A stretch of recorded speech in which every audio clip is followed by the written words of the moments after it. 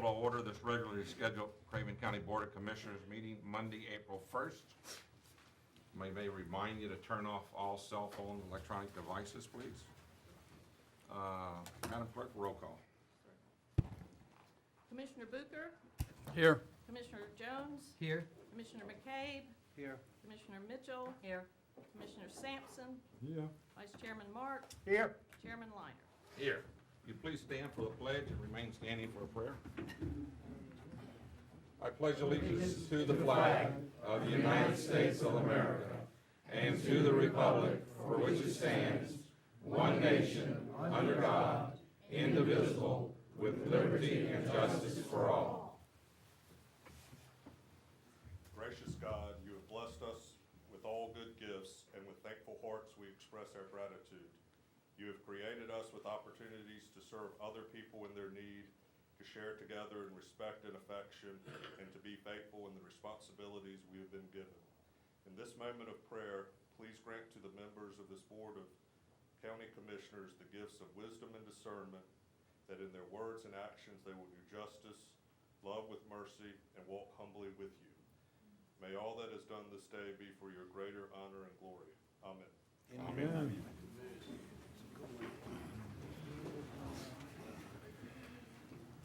Okay, next on it is approve the agenda. Receive a motion. I make a motion to approve the agenda. Got a motion and a second. Any discussions? All in favor? Aye. Opposed? Okay, first on the agenda, public hearing, amendment of the Board of Commissioners Rules of Procedures, Rule number 10, public comments.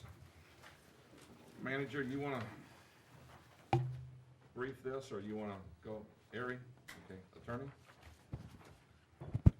Mr. Chairman, this is the public hearing that the board set at the last meeting on the revised rules governing the public comment period for the commissioners. It's appropriate at this time for the chairman to recognize those who have signed up to speak on that topic. All right, sir, thank you. Okay, going into public hearing on Make a motion to go in public hearing. motion and a second. Any discussion? All in favor? Aye. Opposed? Going into public session. Read off the first one. Hal James.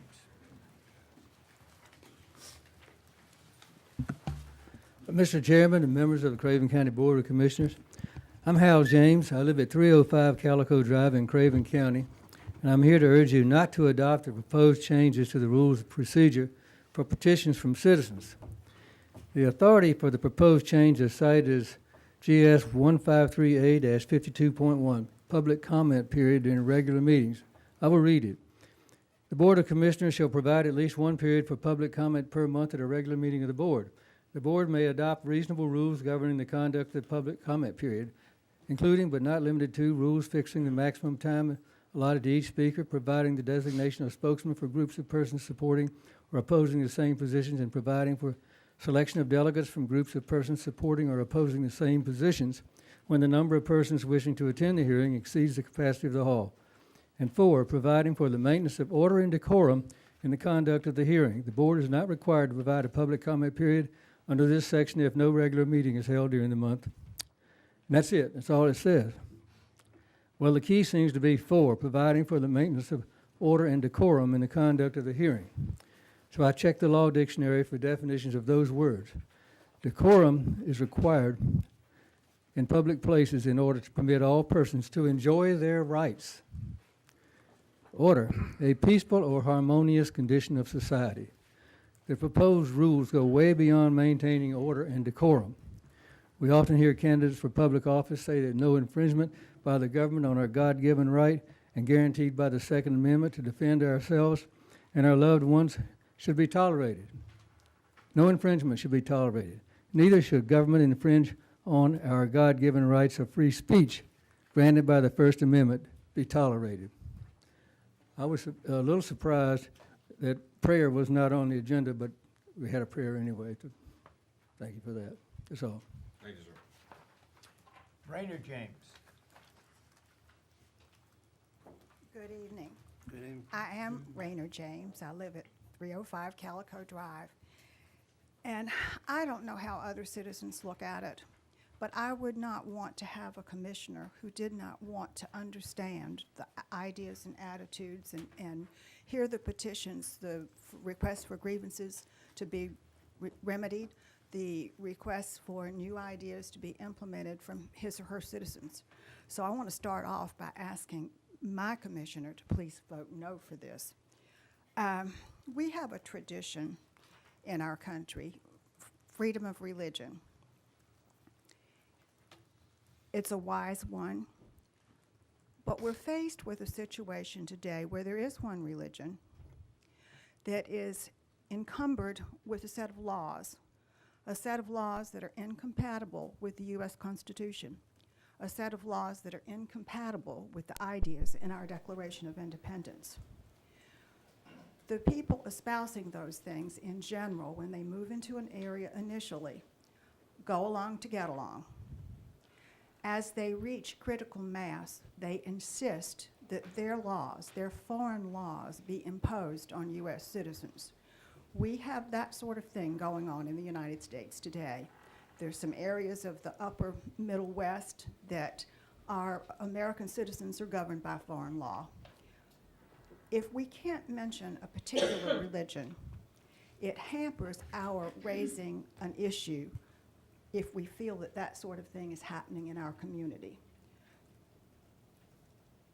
You also have talked about not being repetitive. Well, suppose the board is repetitive in enlarging the size of government, and suppose I want government to shrink. I want taxes to go down. An enlarged government is the exact opposite of that. Wouldn't it be reasonable for me to expect to be repetitive in requesting that those things stop happening? Repetition can teach, it can be poetic, it can be enlightening. Martin Luther King's "I Have a Dream" speech was very repetitive. It was also very poetic, and it was very effective. Please don't tie my hands. Let me use all the tools that I can come up with when I want to express my ideas to you.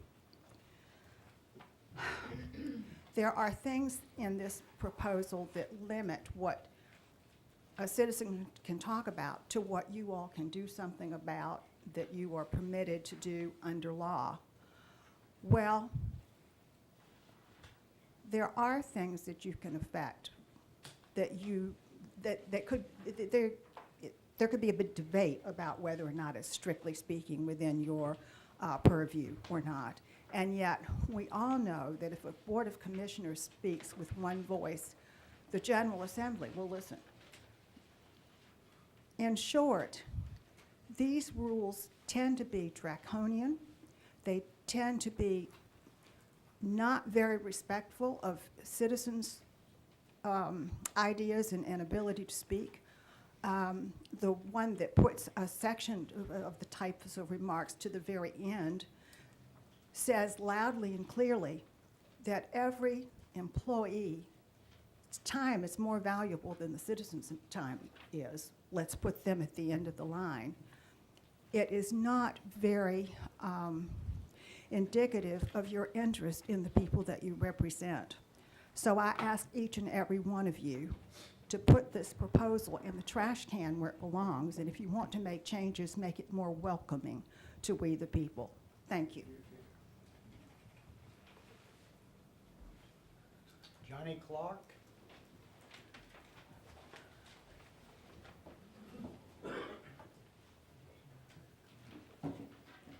My name is Johnny Clark. I live at 5560 Highway 55 West, Cove City, North Carolina.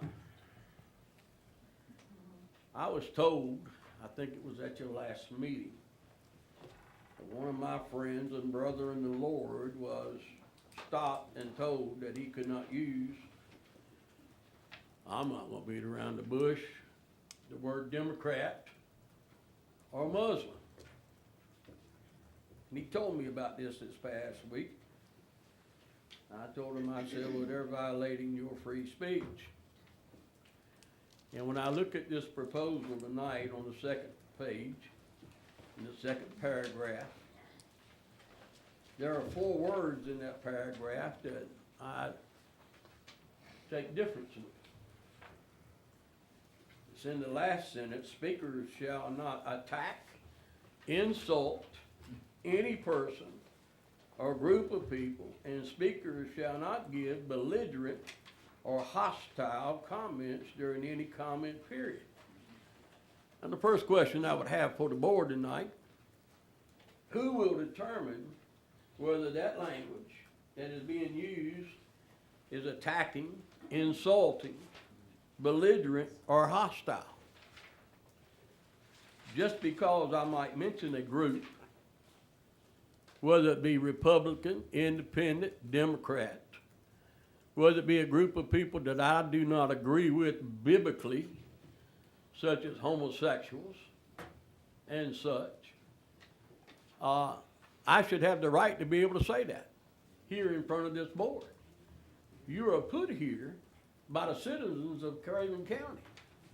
You can be replaced just as quick by the citizens of Craven County, especially when you begin to censor the free speech of any individual that's found within this group. Now, I'm a Baptist minister. There are people who talk about the Baptist or the Christian just about any time they want to, and demean them. And when I mention the name Muslim, I don't mean to demean anyone. But if I mention homosexual or lesbian, I don't mean to demean them, but at the very same time, they're not right biblically. And I stand on biblical standards, not on standards of what other people believe. Just because the liberal world today has accepted those types of groups as saying they're all right, in the sight of God, they're not all right. And if I want to mention the word abortion and murderers in the same breath, I have the right to do that because that's what they are, murderers when they kill babies.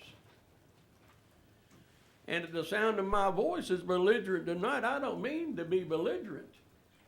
But at the same time, I intend to be heard because it's my right to speak. Second thing is this. If you feel like that you are being talked about as being a Democrat, Independent, Republican, or anything else tonight, if you can't stand the heat, get out of the kitchen. And if you can't defend your stance, then don't be a part of the group that's being talked about. I mean, I can defend my stance as being a Christian. The Lord Jesus Christ died on the cross for my soul, therefore I am a Christian. And I'm not ashamed of it. I'll defend that position at any time that I possibly can, in front of a group or individually. So if you belong to a certain party and you can't stand it, then find something you can stand. Another thing tonight, and then I'll sit down and shut up. The nation of Israel has been picked on since Abraham founded the nation. It's not just picked on. We as people today, we are belligerent to them, and it's become commonplace. Nobody thinks anything about that today. Oh no, but don't you pick on a Muslim or a Democrat, but we'll pick on an Israeli in a heartbeat. Let me tell you something else. I will defend the nation of Israel and an Israelite to my dying breath. Because if it hadn't been for the Jews, there'd have never been the first Christian. Thank you very much. Thank you, sir.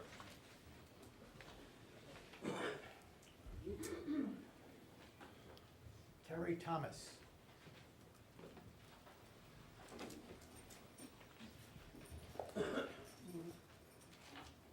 Good evening. Terry Hartley Thomas, 550 Cool Springs Road, Ernle. Okay, I come from this area. My family has been here since before the 1900s. I personally was not raised here. I'm a Navy brat. I have been all over the country. I have spent the last few decades in the state of California. I have had laws and my free speech shoved down my throat. And I decided, okay, this isn't working for us.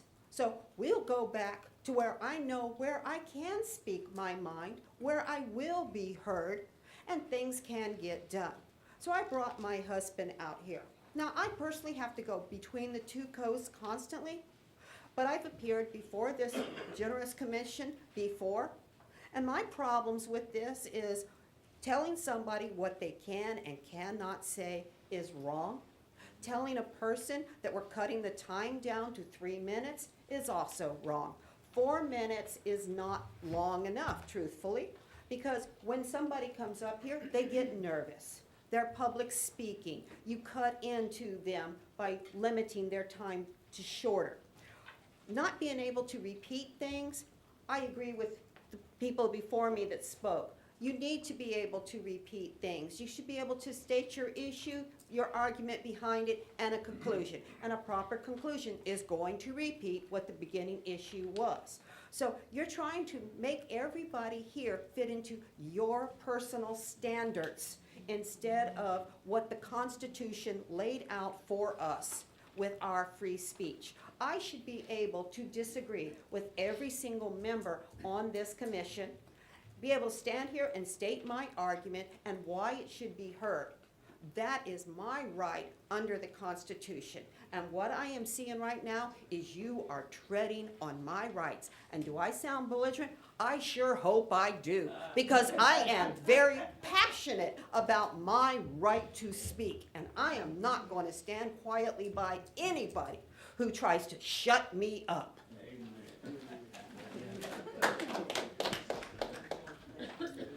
Michael Schachter.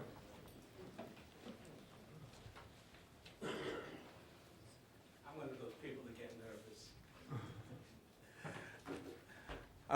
I am glad that you divided the agenda and the general comments on the. That's what I do. I'm Michael Schachter. I live at 1711 Tuscarora Rims Road, between Rims and Tuscarora, out in the country.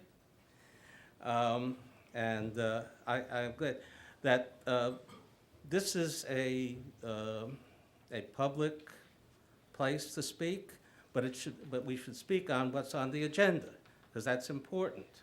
You know, so I'm glad that that one part of it is to speak on the agenda items, but I am also glad that the other part is to make general comments, because that's important. There are things that the board needs to know which are not on the agenda. And so I think that's a very important part that people are speaking about. I do feel that religion this is not the place to talk about religion, because there are a lot of religions in this county.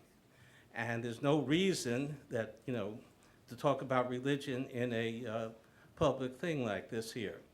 But there are things that the board needs to know. For example, I would like, you know, I could tell the board that their plant supervisor for water is going to speak on Wednesday at the Harrison Center, and I would like to invite you all to come out there and hear him. And that's something that is not on the agenda, but it's something that the board and the public comment period should know. And this would be 6:30 at the Harrison Center, sponsored by the Carolina Nature Coalition, which has been putting on things for the last 5 years.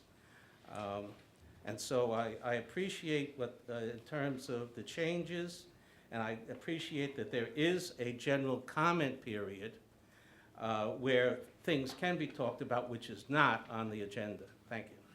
Thanks, sir. Sandra Wheeler.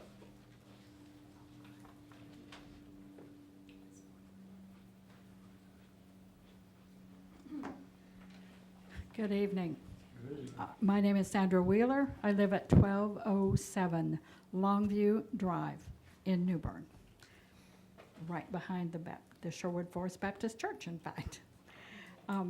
First, I would like to thank the board for its attempt to rein in inappropriate verbiage and deliberate targeting of individuals, groups, and political parties during any comment sections at public meetings. I am a Christian. I am a woman. I am a mom, a grandmom, and a Democrat. So there are 3 occasions that have occurred routinely within the past year, over and over at meetings, wherein I felt inappropriately targeted, almost to the level, in some cases, of hate speech. So thank you again for your attempt to rein in inappropriate verbiage which deliberately targets individuals, groups, and political parties. An attack such as those that have been frequently heard by myself are not by any means enjoyment, tolerable.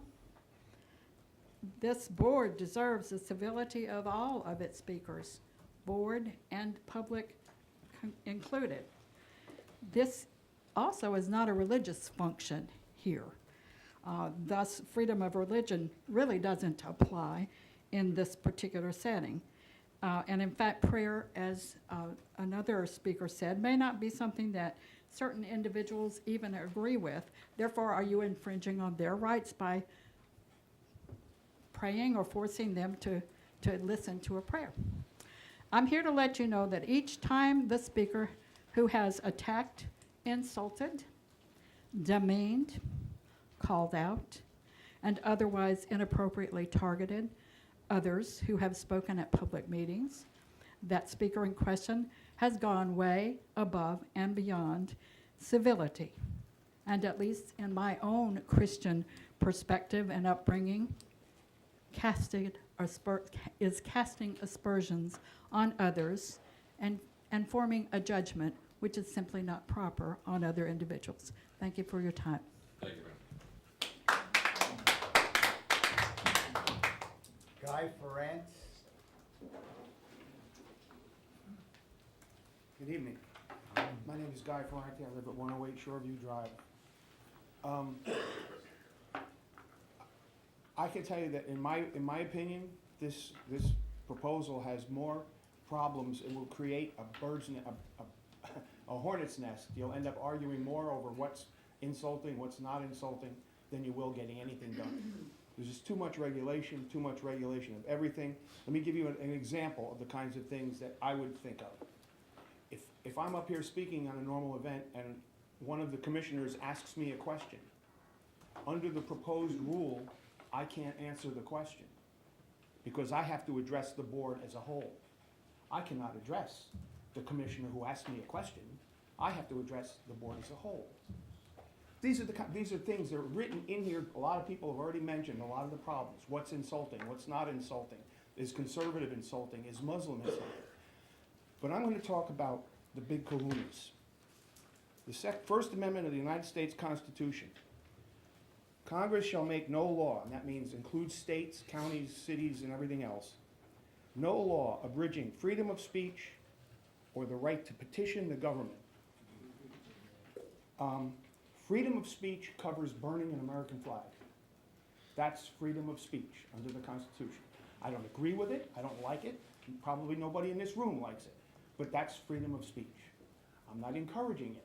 But if it's not violent, it's freedom of speech. You have professional law enforcement people here who can take care of anything that happens if people get out of control and disrupt the public's peace and quiet. You have professionals to do that. You don't need somebody deciding what's insulting, what's not insulting, what's good speech, what's bad speech, what speech do I like, what speech do I don't like. It's free speech. But the big ones for me is petitioning the government for the redress of grievances. That's a right the individual citizen has. It doesn't require a spokesman. It doesn't require somebody choosing a delegate to speak for me. If I have a petition, I want to make my petition. I have the constitutional right to make my petition. I don't have, this thing doesn't say how you're going to pick a representative, how you're going to pick a delegate, who's going to pick this delegate that's going to speak for me? And why do I need a delegate to speak for me? I've been speaking for myself for a long time. So I hope you will reconsider this, because it's a disaster waiting to happen. It's just ridiculous. I've dealt with court rules for a long, long time, and I've never seen a set of rules that was so presumptuous and prohibitive as these would be. Thank you. Thank you, sir. Ray Griffin.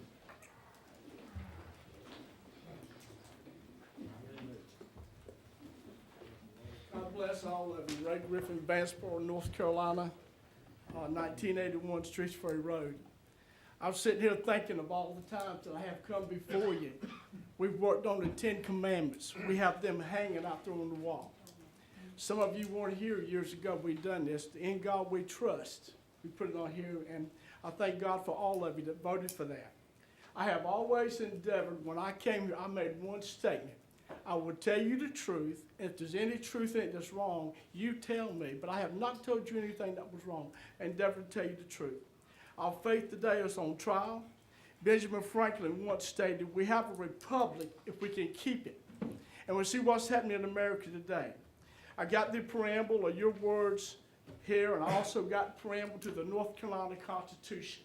The preamble to the North Carolina Constitution simply says, we, the people of the state of North Carolina, grateful to the Almighty God, the sovereign ruler of the nation, for the preservation of the American Union and the existence of our civil, political, and religious liberties.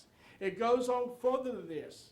And you guys put your hand on the Bible to take an oath to uphold that. You did. I was here when you done this. And I got to ask you a question, because I was the one that you censored and told me I could not say Democrat or Muslim. But yet, there's two different standards, because a while back I mentioned something about Democrats, and one of you that was in this, I'm addressing the board, simply said that I said that the Democrats were going to hell, and they said also the Republicans and the Independents. Now, they said that on this board, one of these. You know, it was on video. But yet, you said the other day I could not say Democrat. And I don't understand that. And what I was doing was referring to what Mr. Clark said about the Democratic Muslim that was in the White House that censored the Jews, what they were saying. She was anti-Semitist. And she was simply saying that Jews didn't need to exist and all these things. And that is our freedom of rights, that we have to stand up on some of these things and say what we believe. It's like I've said about abortions. In Craven County, 183 children were aborted. The last statistics I got was in 2016. That's in Craven County. And every time we bring up abortion, the one party gets mad about this, because we got to be honest, I told the truth. They are all for these things. We are doing no more today than what the Germans done when they killed 6,000 Jews. Are we doing any different today? Murder is murder. They murdered 6,000 Jews. Abortion is abortion. And I guess I was censored because I mentioned the word Muslim. But I want you to think about something. We should be, how can I say it? We should be listening to the word Muslim. And I want you to think about this. As American citizens, we ought to be proud of America, not ashamed of this nation, our heritage, and look forward to making it a better nation. We need to lift up the royal banner, be more patriotic. But I was told I could not use the word Democrat or Muslim, and that about the lady that resented Israel. But think about it. In 9/11, 3,000 people were killed by Islamic terrorists, by the Muslims. And we are to lift up the Muslims and not tell what we believe and what they've done. In New York City, the World Trade Center collapsed. I've been struck by 2 commercial passengers. Who was guiding those airplanes? The Muslims. And I was told that I could not say the word Muslim. We have forgotten what God has done for us. We have forgotten that in that airplane that fell right before the Pentagon, there was people in there that lost their life defending this country so it wouldn't fall into the Capitol, killed themselves basically so that they could preserve life because the Muslims were taking their lives and they knew where that plane was falling. And yet we can't mention the name Muslim. I don't understand it all. We have people that were in the first responders that went to New York City and breathed that air. Many of them come down with cancer and all these things because of the situation that happened. The Muslims done this, and we are now censoring the word Muslim. We need to stand up in this world, get fired up, get prayed up when these things happen, and let people know that we're standing for America and get right with America and what America has done, and be proud of our heritage. And when we censor these things, how soon we forget that these attacks have brought lasting consequences to our military, our policies, our politics, our foreign outreaches, and things that are going on. The greatest threat to America today is people don't stand up and do what they're supposed to do. That's the greatest threat to America. Sitting and being silent and not standing up for what God has given us the God-given rights to do. You've heard from these people today. We don't want our rights. I don't want to come up here and criticize no one or whatever. But you know what I've said has been 100% truth. You know it. You might not want to believe it. But why do we live with two standards? Why did you get on me for I said Democrat? Didn't you let one of your guys say Democrat and nobody ever says a word? So I feel like I've been the one that's been criticized. Sorry for everybody else to do it, but don't let your constituents do it. So I'm simply saying, what we need to do today is stand up on the Word of God. Stand up for the truth. Tell people that we love America. This is our nation. This is a great nation. We need to stand up, get proud, get fired up. And when we see the word Muslim, we should say those are the people that are trying to take over our nation. And we should stand up and be proud that we've got people and first responders and VA and vets and veterans, whatever happens. I remember 911, I was working for PD, and we were told, we were briefed, see anybody with a suitcase, anybody with a trench coat, anybody that would look suspicious to be aware of them and support them. A lot of you didn't even know it, but we had to take civilians and put them on the water towers in different places because we were afraid the water might be somehow polluted or things might happen. I remember walking right downtown at Harris Teeter. We got a call to go to Harris Teeter. There was a box on the counter, on the corner. We were scared to go to that box because we thought a bomb might have been planted there. I'm just saying, stand up for what you believe.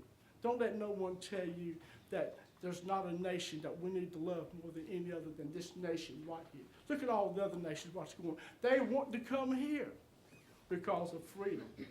And so I say today, may God bless all of you, and let's all work together, and let's really have some unity. Let's really have unity. We are a disunified America today. And we could argue about that all day. We are a disunified Craven County. I'm going to close with this. One of the Muslim stores that we went to, we got a call one night to go to a Muslim convenience store. There was a problem. Did you know that when we got there, all of a sudden nobody could speak English? Nobody could speak English at that store. We are not schooled on these things. And we need to learn more about what is going on. Stand up for the truth. May God bless you, all of you. Thank you, sir. Pat, and I'm not sure that whether it's Gallo, Brillo, or from the.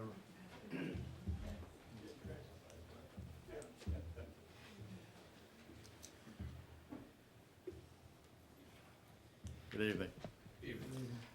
My name is Pat Gallo. I reside at 1711 Tryon Road here in New Bern.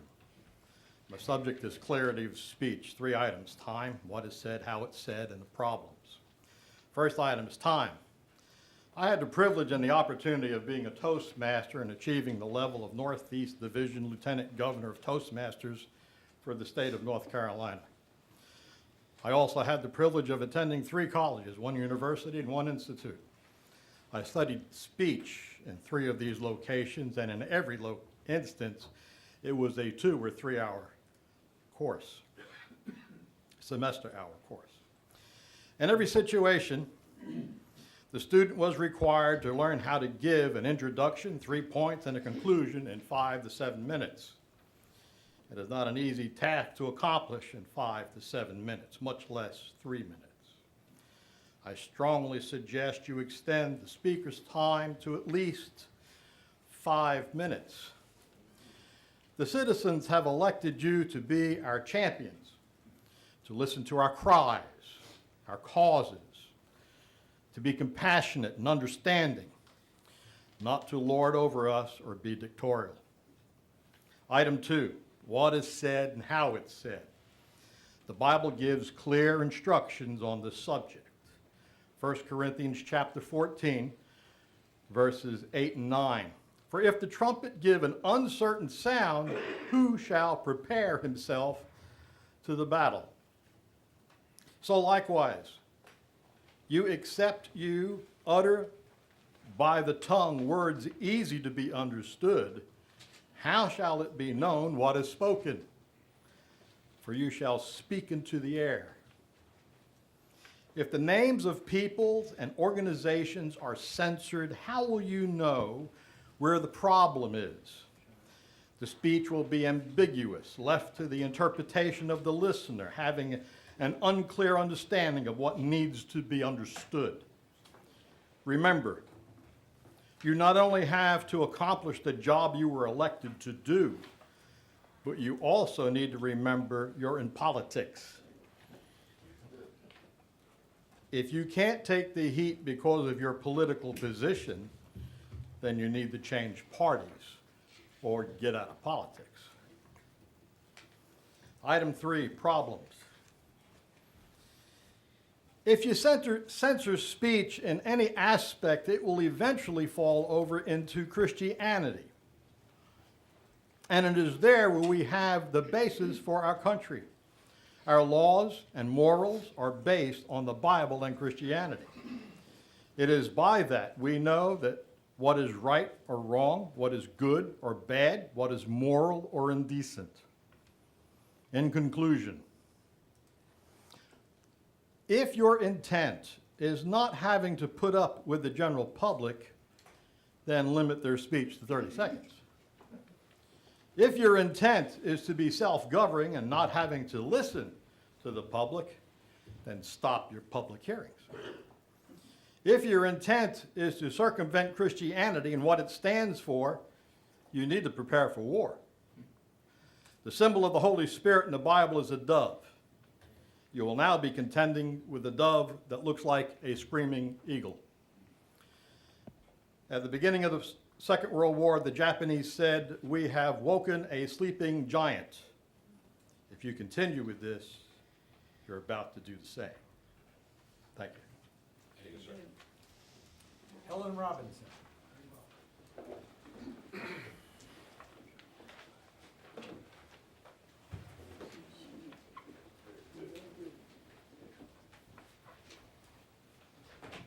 Good evening.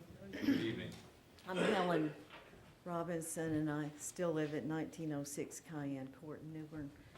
I hadn't really planned to speak tonight, so I don't have much of an organized speech, but this is an important topic, and I feel called to speak.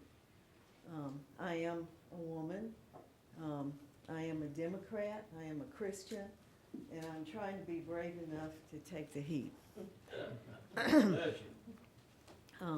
Yes, I have felt insulted in this room, I must say that. So I need to own that. But what I'm about to say now may surprise you, because I really agree with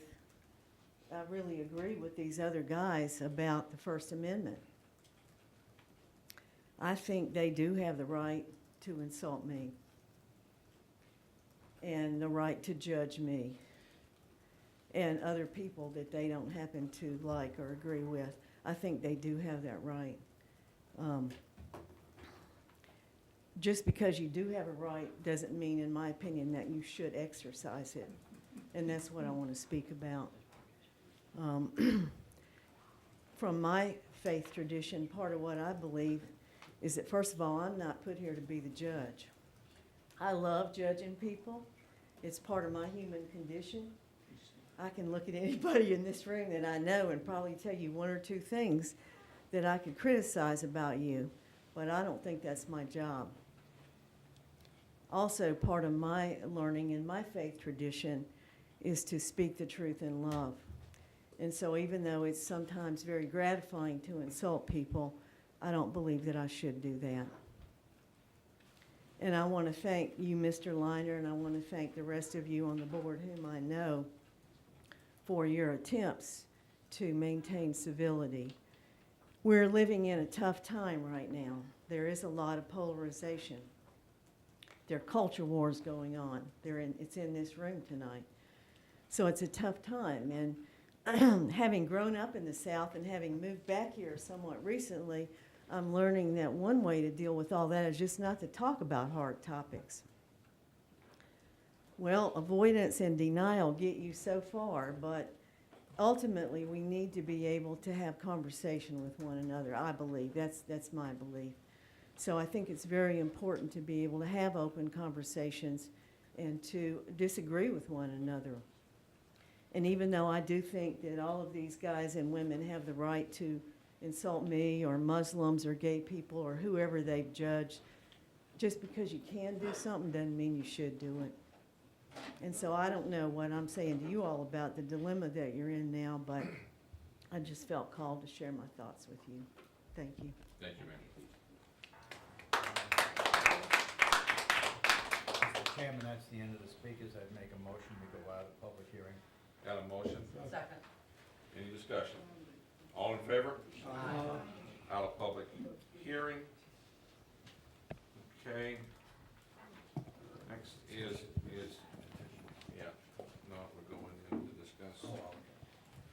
Entertain a motion. Mr. Chairman, I would like to move that we approve the new policy on general comments and public comments to the Board of Commissioners. Second. Got a motion and a second. Any discussion? Any comments? Hearing none. Well, Mr. Chairman, I feel like that, that it is appropriate that we comment. A lot of things have been said. Ms. Helen, our Indian speaker, I was a little surprised by what she had to say, I will admit. Ms. Helen and myself, if I may share, we disagree on a lot of issues, but I think we do have a respect for each other. And I respect what every person said here tonight. But I do think that we are going down the wrong path as a Board of Commissioners if we begin to try to restrict speech. And to get into determining what can be said and what can't be said, we're putting a big burden on the county attorney's shoulders to do that. Are we going to be consistent and fair with every speaker that comes before us? You know, I've got great confidence in Harry. I would trust him with my life.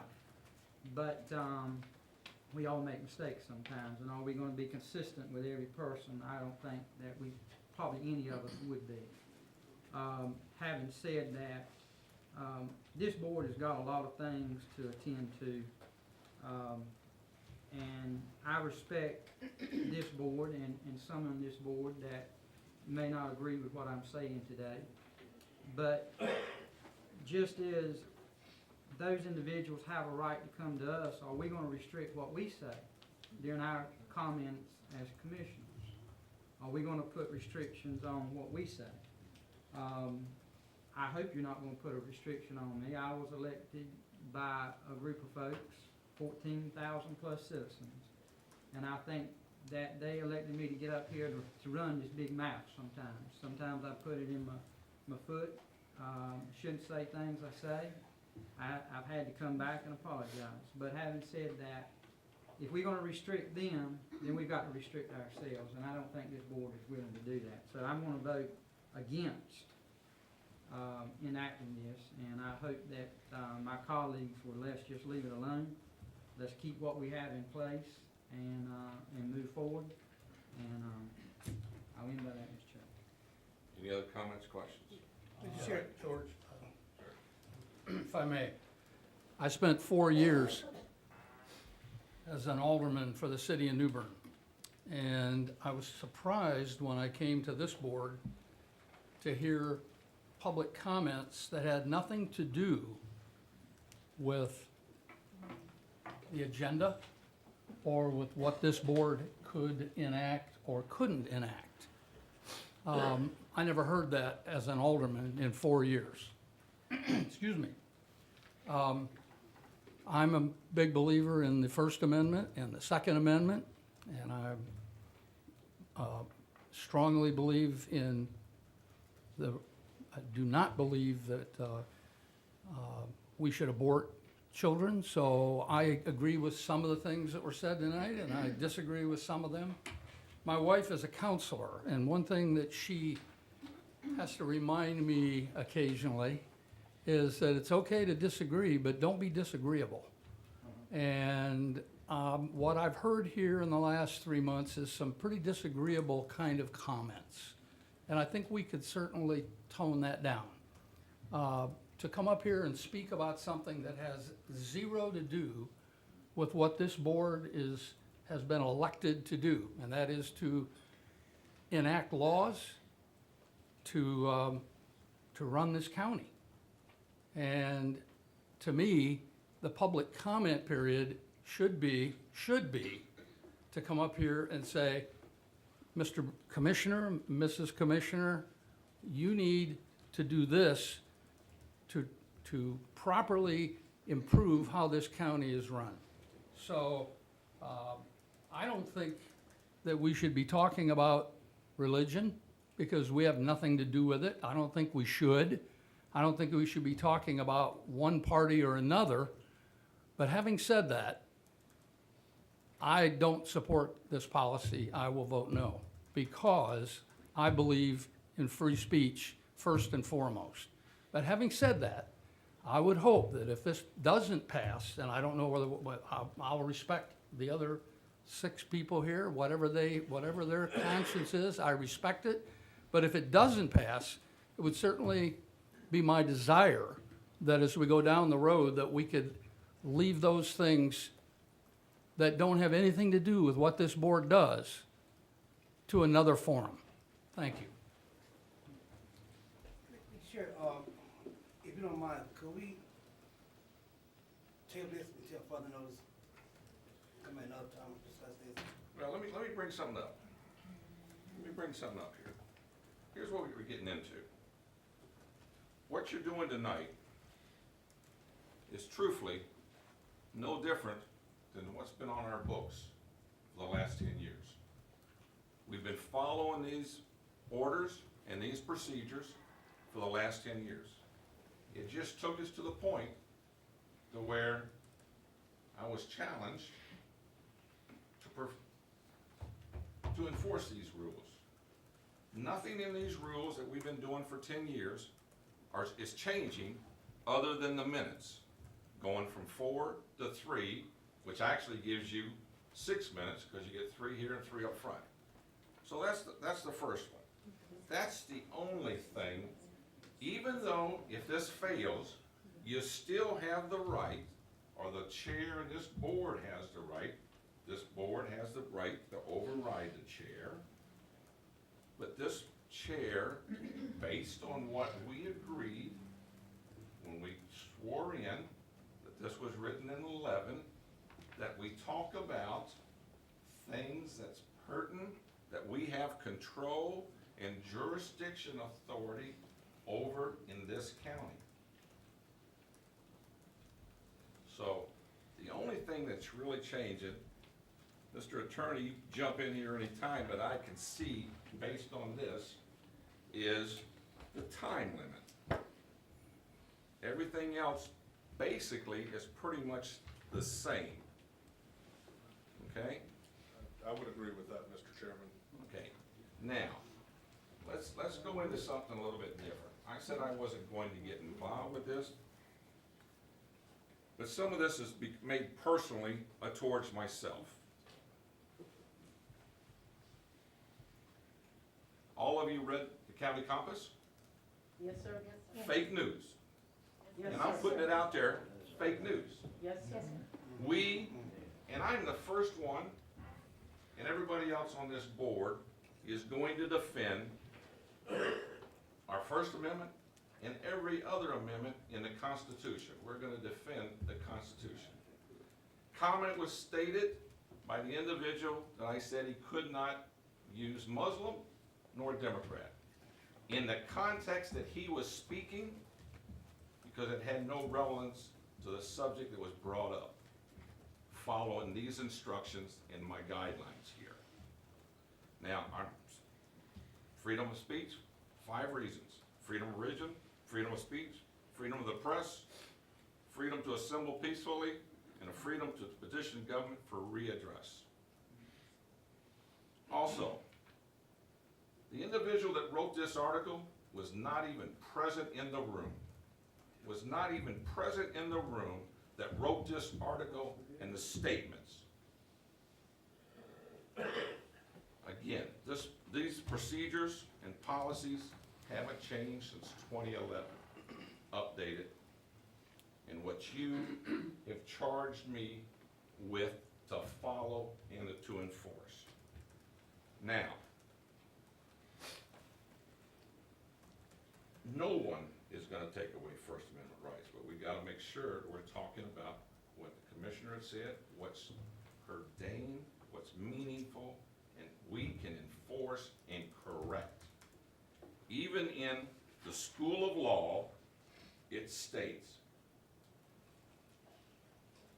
participants in the statutorily required public comment period, on the other hand, are generally free to comment on any subject that is within the jurisdiction of the local government that is holding the comment period.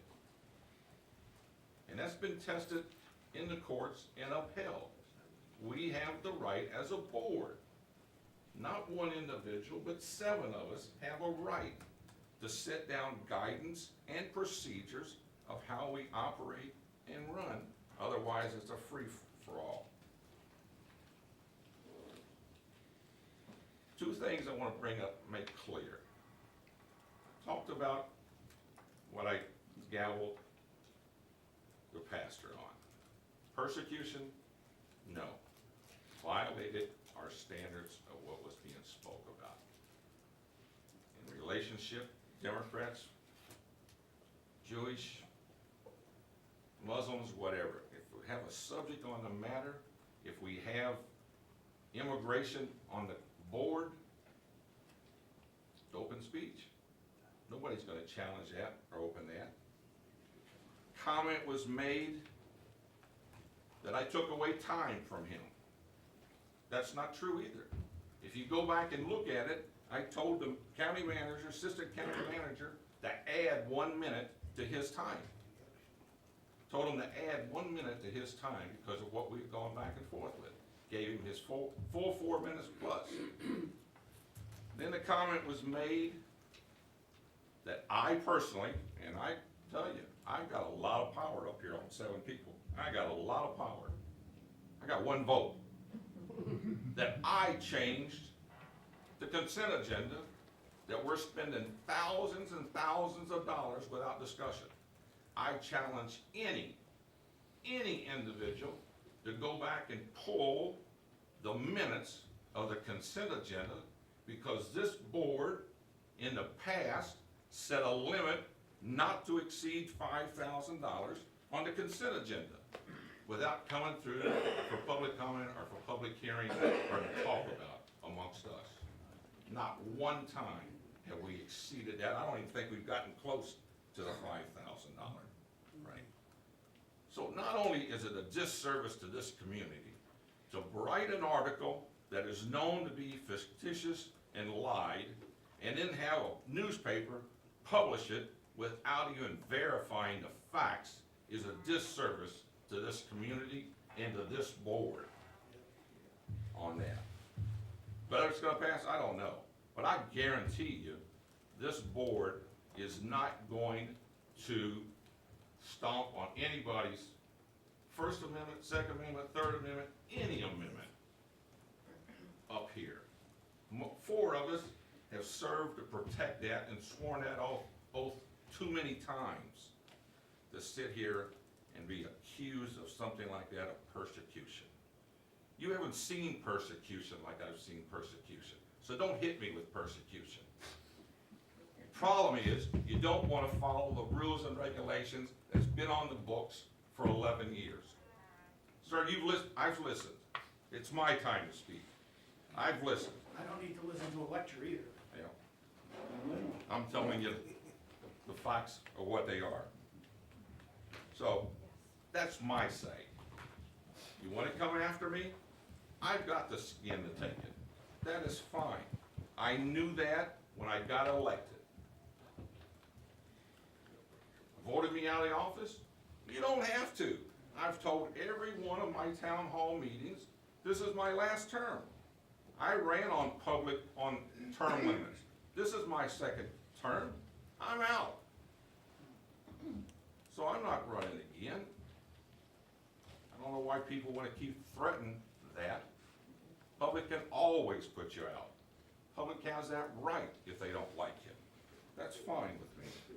So, Reminding you.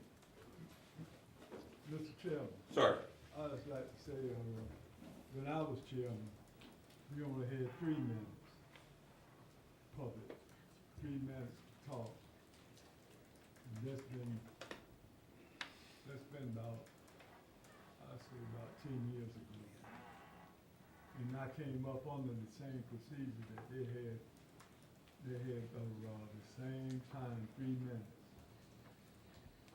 And I've been here 22 years, so it's been up there for 22 years. all right, we have a motion and a second on the floor. Excuse me, Mr. Chairman. Sir, You know, nobody's against the word Democrat or Republican or Muslim. It's the way it is used. When you embarrass somebody that is sitting here who came to listen to whatever was germane to this meeting, they don't have to sit here and listen to you spout off about the way they did in instances that have happened here. There's got to be some kind of rules when you're governing in any type of government. And we try to give you as much time as you can, that we can, to cover all the material that we have. We spend hours before we come to this meeting going through this material and reading it, looking it up to make sure that we don't make any mistakes and that we understand what we're reading. You can't, I'm a Republican, you can't sit there and tell me that I don't like my religion. I do like my religion. I'm a Christian. But I don't have to have somebody come up here and tell a Democrat that they're no good. I don't want to be, as a Republican, told I'm no good. I'm a fiscal conservative Republican. And I believe everybody has a chance to talk. But it's what you come to talk about and the contents of what you're talking about that makes the difference in running a government. And when you come in here and we've got a schedule to cover, we've got to cover everything on that schedule. If we were to give everybody 5 minutes, we wouldn't get out of here until 2 o'clock in the morning, and neither would you. And if you want to stay around and do that type of thing, I'll be glad to sit here and listen to whatever you got to say, and you can call me any name you want. I think this has gone too far. These rules have been enforced for, as Commissioner Linus said, for 11 years. We've never had any problem with these rules. Because of somebody embarrassing somebody by kind of maliciously calling them a Democrat or a Republican or Muslim, that cannot be condoned in this building. If you want to go and do those things, go to the state legislature or the federal government. They're the ones that can control that. We only can control local politics. And as far as our taxes, you're paying less taxes than you did 10 years ago, whether you know it or not. Well, you know, you talking about being belligerent. Hey, Hold on. Out of order. Out of order. Mr. Chair, as the woman on the board, who is also a Republican, I'd like to speak. I also wore a uniform, active duty for 10 years, as did my husband, as did members of my family. We are Republicans, we are Democrats, we go to a variety of religious institutions. That is our right in this country. And since I swore an oath to protect it, that Constitution and those rights, I intend to uphold them now. It is no one's goal to impinge on the right of free speech. I think we are confusing the right of free speech with the right to engage in hate speech and the right to engage in insults. Okay, it is possible to state one's opinion, one's perspectives, and one's goals without insulting other people. We do it every day in our professional lives, in our normal jobs. And if we do it in our normal jobs from 8 to 5, we can do it in a political forum as well. With it. We need to hear the opinions of the citizens. We want to hear them, both what is on the agenda and matters of general interest. But we need to hear it so that it does not insult the other citizens of this community. And for everyone who has stood here and said, I feel like my right to free speech has been impinged on, I will tell you that I have had multiple other phone calls who said they felt that they had been insulted and denigrated after a commissioners meeting. There is a better way to do it, and that's what we need to find. Thank you. Mr. Chair, I would urge you to call the question. Okay, vote's been called, but I gotta clear up one matter. I gotta clear up one matter to correct the commissioner. Hate speech is protected by the First Amendment rights, as long as it doesn't incite to riot. Right. So let's just make clear place we didn't have that. So I don't want anybody to come back and say that. All right, we can call the question. I call for roll call vote. Commissioner Booker, No. Commissioner Jones, No. Commissioner McKay, Yes. Commissioner Mitchell, Yes. Commissioner Sampson, Yes. Vice Chairman Mark, Yes. Chairman Liner. Yes. If I may take chairman's privilege, since we just, manager, lawyer, since we just passed this, instead of throwing this all in a real rigmarole, I'm going to take petitions of citizens now instead of what we just voted on and move that to the next meeting. If that's all right with the board? Yes. Okay, we'll move into petitions of citizens.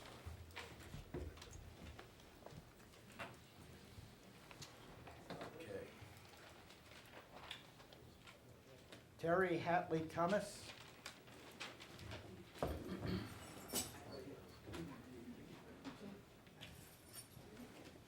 Hello, Terry Hartley Thomas, and please excuse me, but how many minutes do I have now? 3 or 4? Thank you. Okay. I am here regarding how the animals are taken care of between Colonial Capital Humane Society and Craven Pamlico Animal Shelter, okay? Forgive me, I've been out of state for the last 4 weeks. I just got back in state. I understand that the director of Craven Pamlico Animal Shelter has no longer there. My concern is I have been going over this budget, and on it, I'm showing veterinarian contracts for 2019, $750 to care for all the animals over there at Craven Pamlico Animal Shelter. That is an unreasonable figure. I know of 3 separate dogs that were at Craven Pamlico, and they were denied medical treatment, supposedly because there wasn't any money in the budget. This is unconscionable. It's not right. No animal should be allowed to suffer that way. One of them, I personally was cleaning up because they called me in to bathe the dog because supposedly they didn't have anybody who could bathe the dog. So I went over there and did it myself. That dog had mange so bad, it was unreal. It had blood, it was covered. And it took me over an hour to bathe a dog. It shouldn't take me that long to bathe a dog. And then that's why I pulled this budget. And I found what's allowed here, and this is a disgrace. There was a steering committee that was in place by the commissioners. The last meeting was in December of 2018. Colonial Capital Humane Society actually has been using their donations and going over and taking the animals from Craven, Pamlico, and taking them to the vet. So why is this county not giving enough money for its own shelter that they have to actually go get food and medical supplies from a private entity so that they can take care of the animals that we entrust to the county? This is not right. Something needs to be done about it. I don't know what the solution is, but I do think that this steering committee needs to be reinstituted and this gone completely over, especially with what's on the budget with the sheriff's department, looking at taking over the enforcement of animal control. This needs to be divided better and looked at a little bit harder. And I'll volunteer to even go back onto the steering committee, even though before I was just an interested bystander. But we need to do something to help the animals in our county. Thank you. Ma'am, before you leave tonight, would you mind getting with the manager and bring that information up? Sure. Providing that to him, especially on the one animals are going over. He will work with you. Take that information, manager, please. Thank you. Michael Schachter?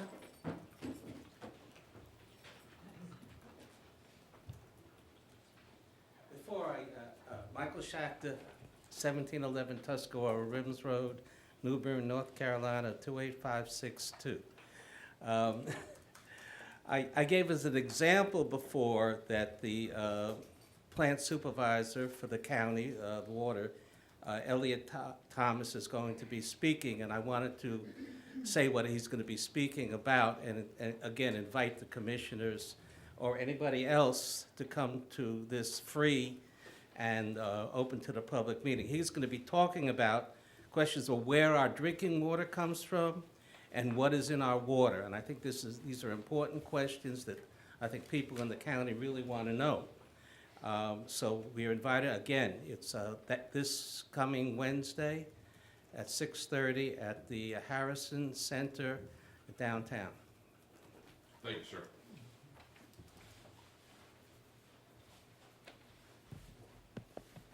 Sandra Wheeler. R.M. Stephen, is that?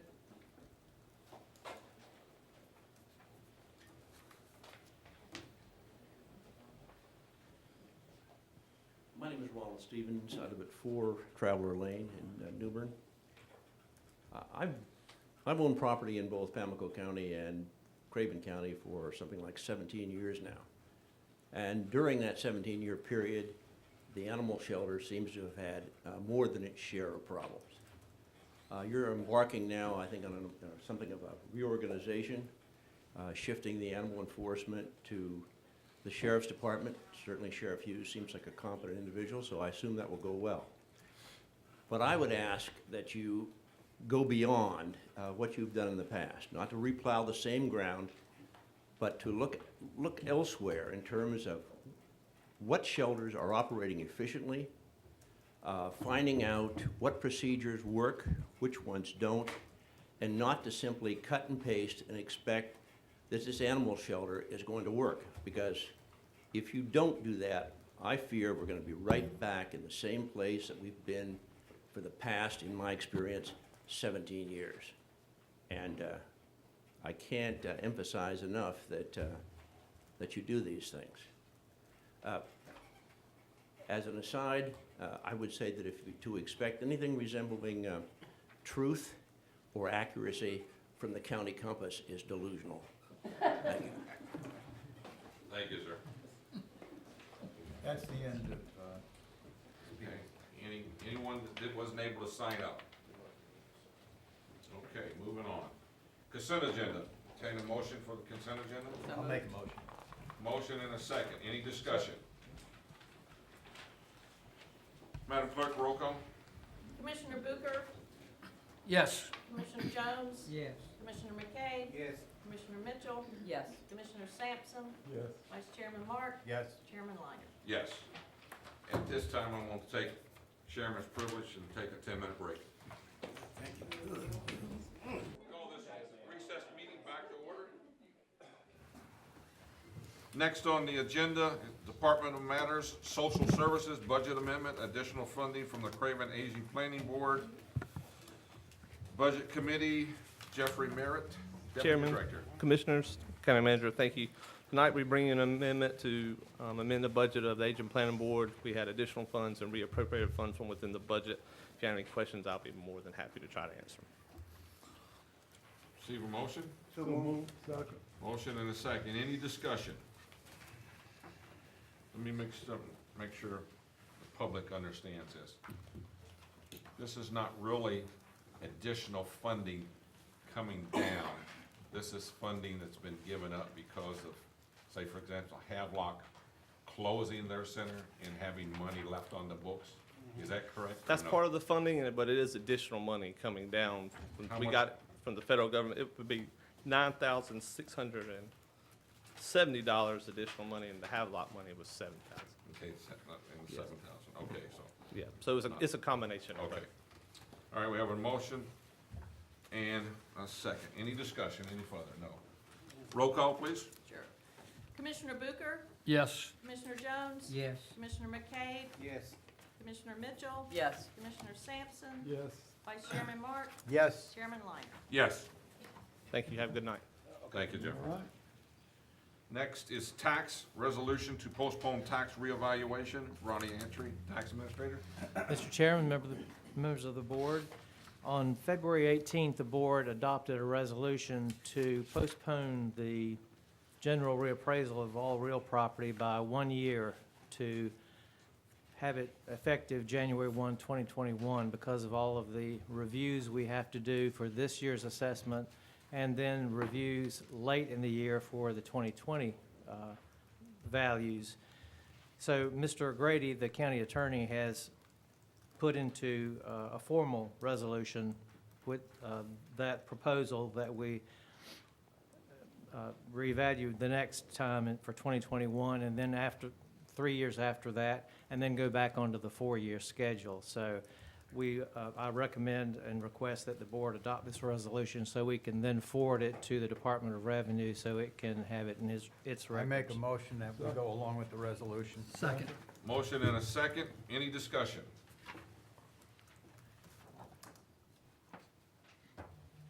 All in favor? Aye. Opposed?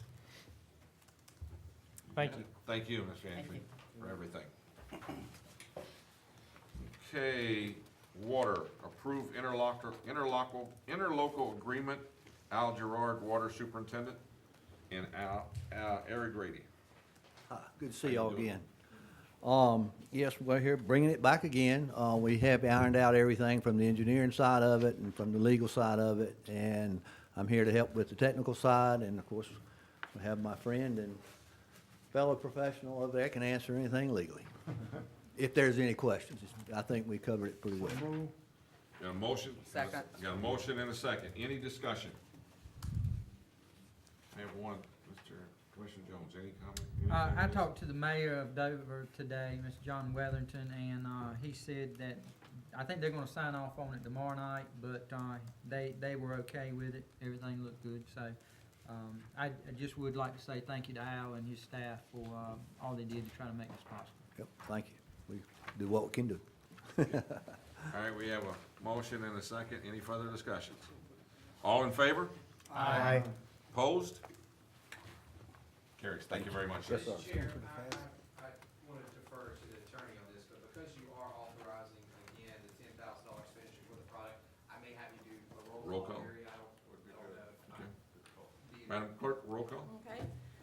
Commissioner Booker? Yes. Commissioner Jones? Yes. Commissioner McCabe? Yes. Commissioner Mitchell? Yes. Commissioner Sampson? Yes. Vice Chairman Mark? Yes. Chairman Linder? Yes. Okay, thank you. Veteran Services Lease Extension Agreement, Gene Hodges, Assistant County Manager, and Jeff Futro, Veteran Service Director. Gonna tag team us. Yes, right. Good evening, Board. Believe it or not, it's been 3 years almost already, but in October of 2016, Craven County entered into a 3-year lease with Tyson and Hines Investment LLC for an office building located at 2402 M.L. King Jr. Boulevard, New Bern, North Carolina, to house the Veteran Services Office. The rate for this initial term is $2,000 per month. After the initial 3-year term, Craven County has the option to exercise an additional 3-year lease for an extended term at $2,100 per month. The original lease and memorandum of lease were included in your packets. We are requesting the board approve the extension of the lease for the additional 3 years at the extended term rate. The feedback has been received from the public in regards to the location and accessibility of Veteran Services Office has been overwhelmingly positive.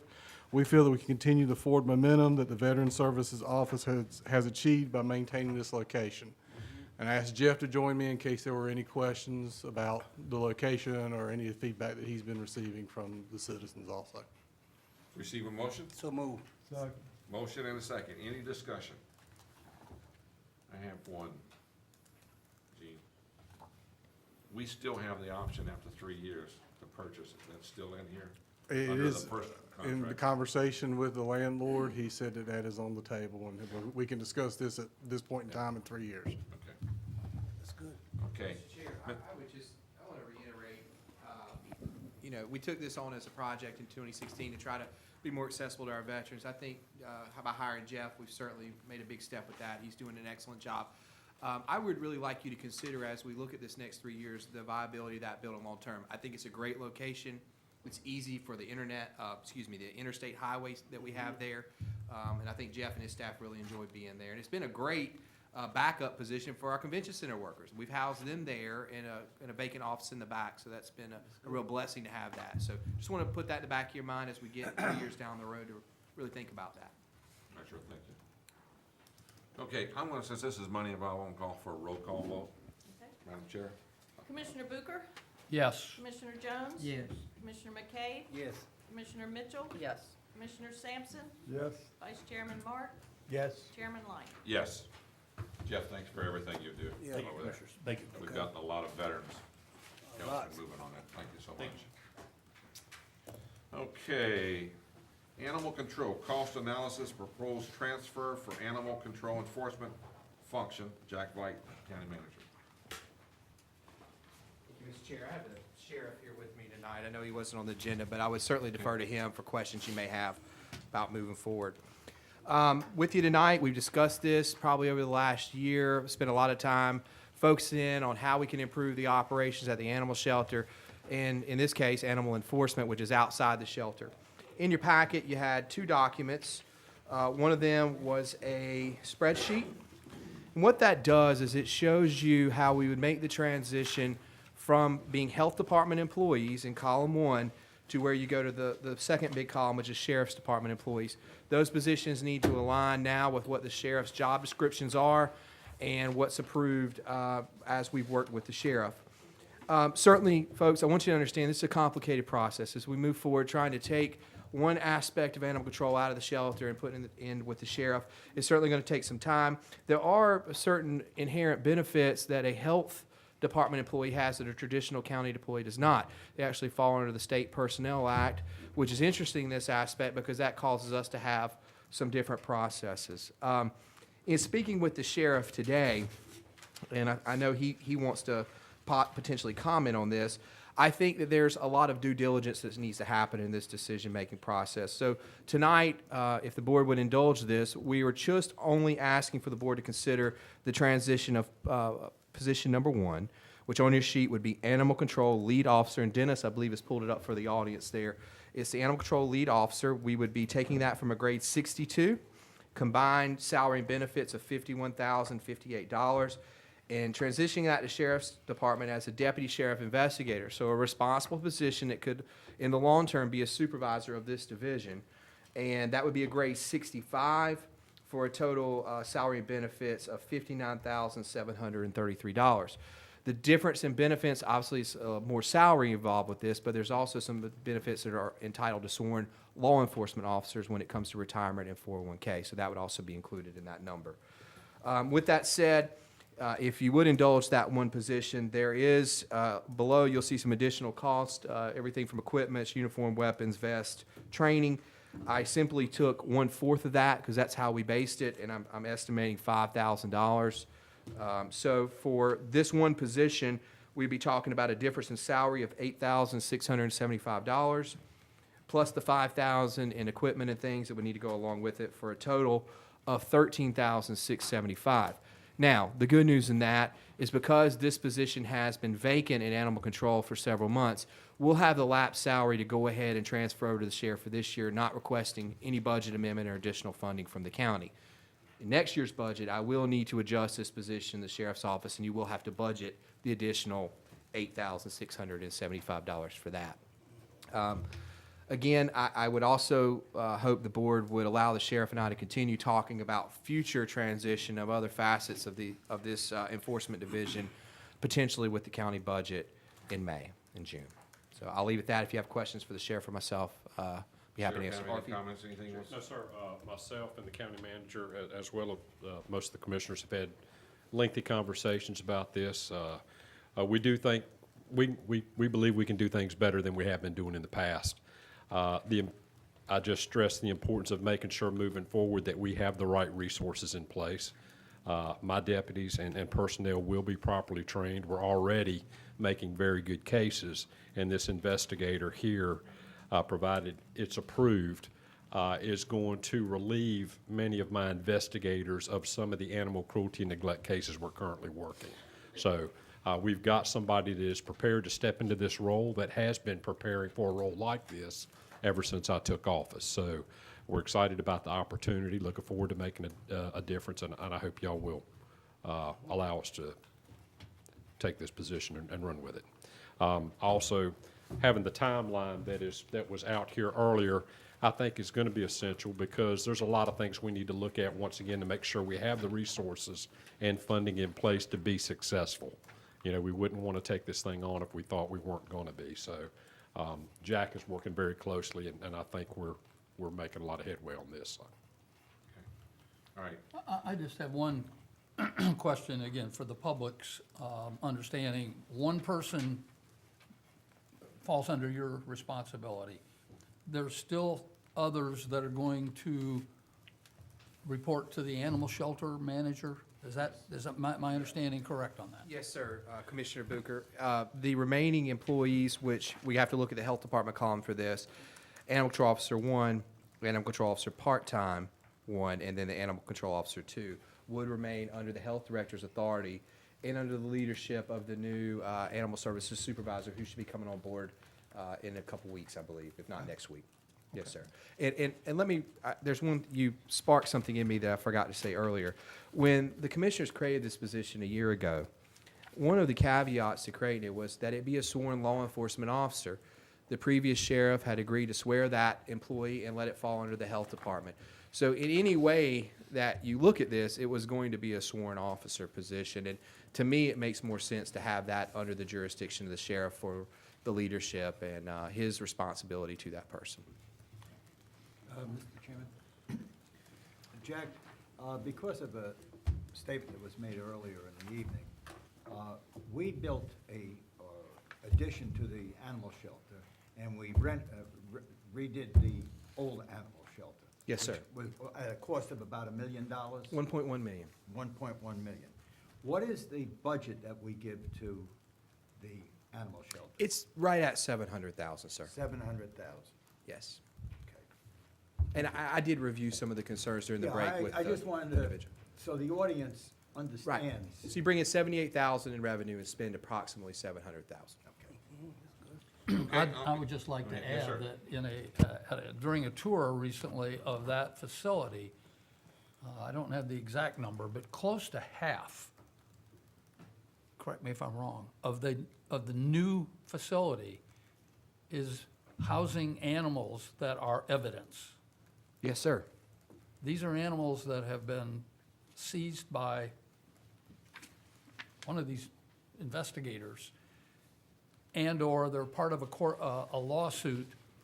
So we spent $1 million to build a facility of which half of it is full of animals that we can't do anything with. They may be there for 6 months, they may be there longer. That's right. Until, and that's a problem, that, I don't know what we do about it, but, you know, that, we built this beautiful new facility, and then half of it is taken up with right.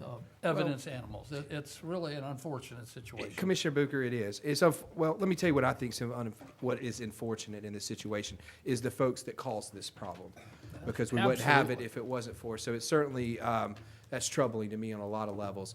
But the sheriff certainly had enhanced operations since he's taken office. But don't forget, if New Bern has an operation, if Havelock has an operation, if Trent Woods, we're required because we're the only shelter to house those animals too. And Pamlico. And right? Pamlico County. And, you know, I can think of several instances, Mr. Hodges and I talk about it often. I mean, we had one time 47 chickens that were part of a criminal operation, and we had to maintain those chickens for 1 year in the animal shelter. We've received certainly lots of dogs. I mean, that's obviously where most of this happens, so it is troubling, but certainly there's no way around it. Right. Mr. Chairman, I'd just like to say, I've been thinking for a long time how we do so much for the animals, that got them on shelter, and that's built about $1.1 million shelter, and I've been trying for about 4 or 5 years to try to get some kind of shelter built for the human beings that's walking the street, don't have nowhere to go. It seems like it don't catch up. I've been talking with the city, talking with the county, look like we can't get together on this. But I feel like we need to take more concern about people also. People are a priority. Sir, ma'am. Mr. Vaught, I want to make sure that I understand what is going on, since there's been certainly a lot of discussions about what we're going to do with the shelter over, since 10 years that I have been living here. So to make sure that I understand this correctly, going to transfer this one position and this one that will be filled by an individual who is, as I understand it, waiting in the wings. Yes, ma'am. Okay, you and the sheriff are going to continue to focus on the mechanics of transferring the rest of these personnel and this function to the sheriff's department, Yes, ma'am. okay, in the months ahead. So that's number 2. Hopefully by budget. We'd like to have, the sheriff and I talked today, that's our goal. Okay, so that's the goal, is by budget time, Yep. so a couple of months. Yes, if you ma'am. will, to have the mechanics worked out so that we can get this moving forward. The new shelter director is going to be in place in the next 1, 2, or 3 weeks? I've, in my mind, I want to say next Wednesday, but I don't want to get anybody excited, so I'll say in the next couple weeks. Okay, well, I know they are already in residence Yes, here, so. they are closely monitoring us and even visiting now, so hopefully get them officially on in the next Okay. week or so. It's my understanding that you and the attorney are at least looking at potential alternatives to housing, I'm gonna call criminal case Yes, ma'am. animals other than in the shelter that would still be holding, humane, available for the court case. So y'all are looking into other possibilities. Yes, ma'am. And we'll report back to the board. Yep.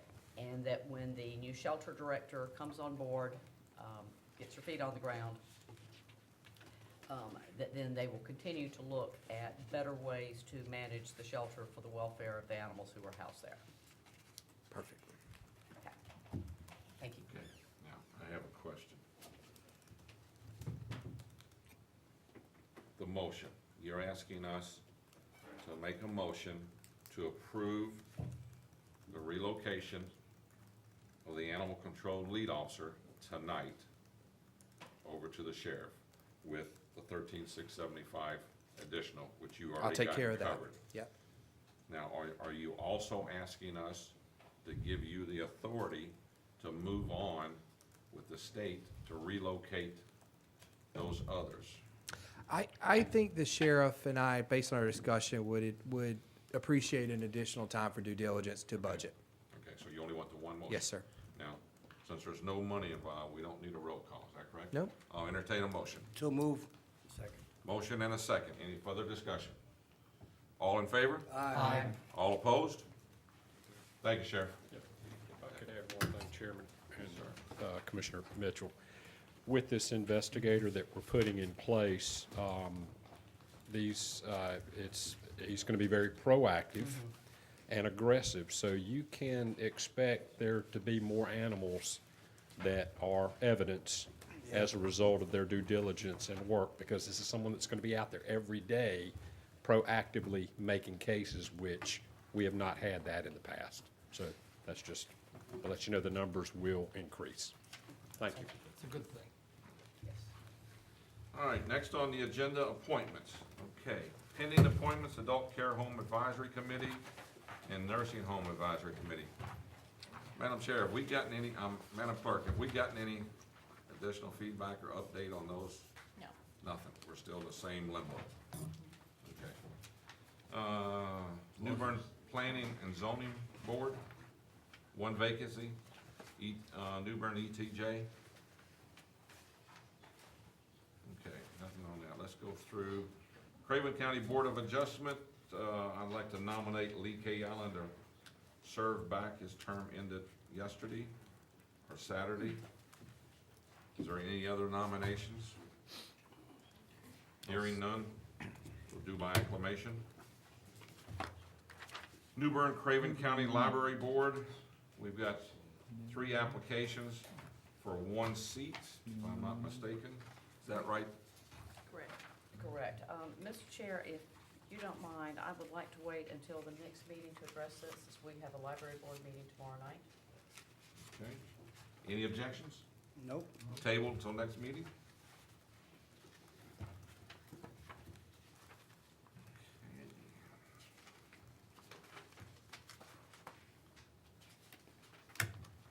Craven Pamlico Carteret Regional Library Board, I'm in the same application. I'd like to table that until the next meeting, if that's all right with Commissioner Jones, who represents that on the board. Yes, sir. Okay.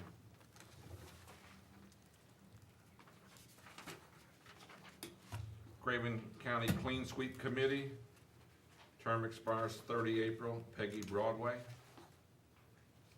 Mr. Chairman, I would move to nominate Ms. Peggy Broadway. No objections, by acclamation.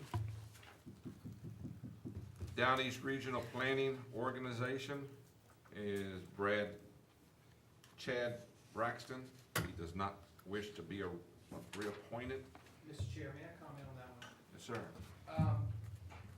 What this seat has traditionally has been one of our rural cities or municipalities' mayor.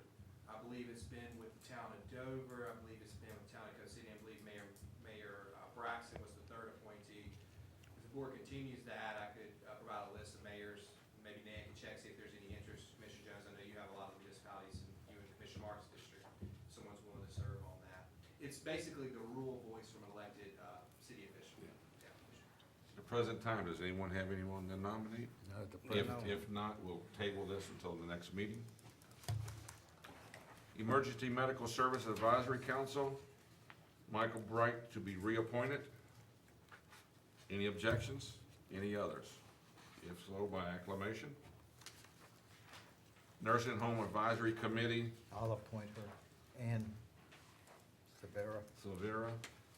Okay, any other nominations, any appointments? If no, by acclamation, reappointment. Voluntary Agricultural District, terms expire 30 April. Mr. Chairman, I would ask that Mr. Glenn Alpart, Mr. David Parker, and Mr. Wyatt Whitford be reappointed, and we will work on trying to get somebody to fill Mr. Carl Turner's place. So there would be 3 individuals. Carl Turner does not wish to be reappointed? Says here he does. Oh, I thought it said Says he did. seeks to be reappointed. Okay, Seeks to be reappointed. all righty, all right. I'd ask Mr. Turner to be reappointed too. So, Yes. all 4 to be reappointed. Any objections? Any other nominations? Hearing none, by acclamation. Okay, that's all of the appointments, other than the upcoming Carolina East Craven Community Child Protection, Fire Tax Commission, New Bern Board of Adjustment, and Trillium Health Services Board. Okay. County Attorney. No report, Mr. Chairman. Thank you, sir. County Manager's Report.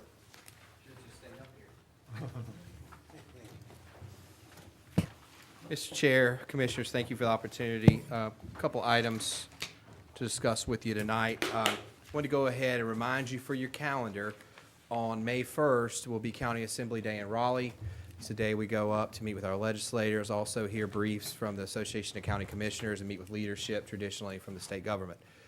If you would, in the next week or so, let Nan or myself know if you plan on attending. We traditionally provide transportation, and lunch is usually on the commons out front with legislators. So just let us know if that works. We would certainly hope each of you could attend, but understand your schedules are tough that time of the year. So What's that date again? May 1st. We need to leave fairly early. Commissioner Liner usually got to be there about 9, I think, to Raleigh, so we need to leave a little early for that. So just let us know if that's something you're interested in. Got several comments for you tonight. First, I'd like to report on the convention center. You know you've made some recent approvals with Mr. Hodges. We anticipate that work beginning very soon. You've probably even noticed some extra trucks there over the last couple of days. We've got folks in and out. We expect it will come with a flurry and hopefully have good luck when we're there raising the floor slab. And I know Mr. Hodges is already working with the architect firm he selected, going ahead and get that ball rolling.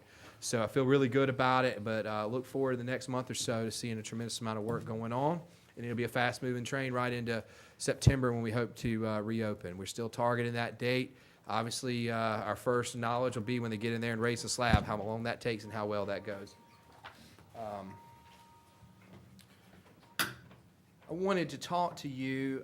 Commissioner Sampson and myself have been working on a program I'm really excited about, but would like to get the board's approval or just a head nod. The East Carolina Workforce Development Board has received some disaster funding from the federal government to put folks who have been traditionally long-term unemployed back to work. And what that funding does is it pays the salary and benefits of employees that can be utilized by government agencies. And there's a variety of programs these folks can be used for.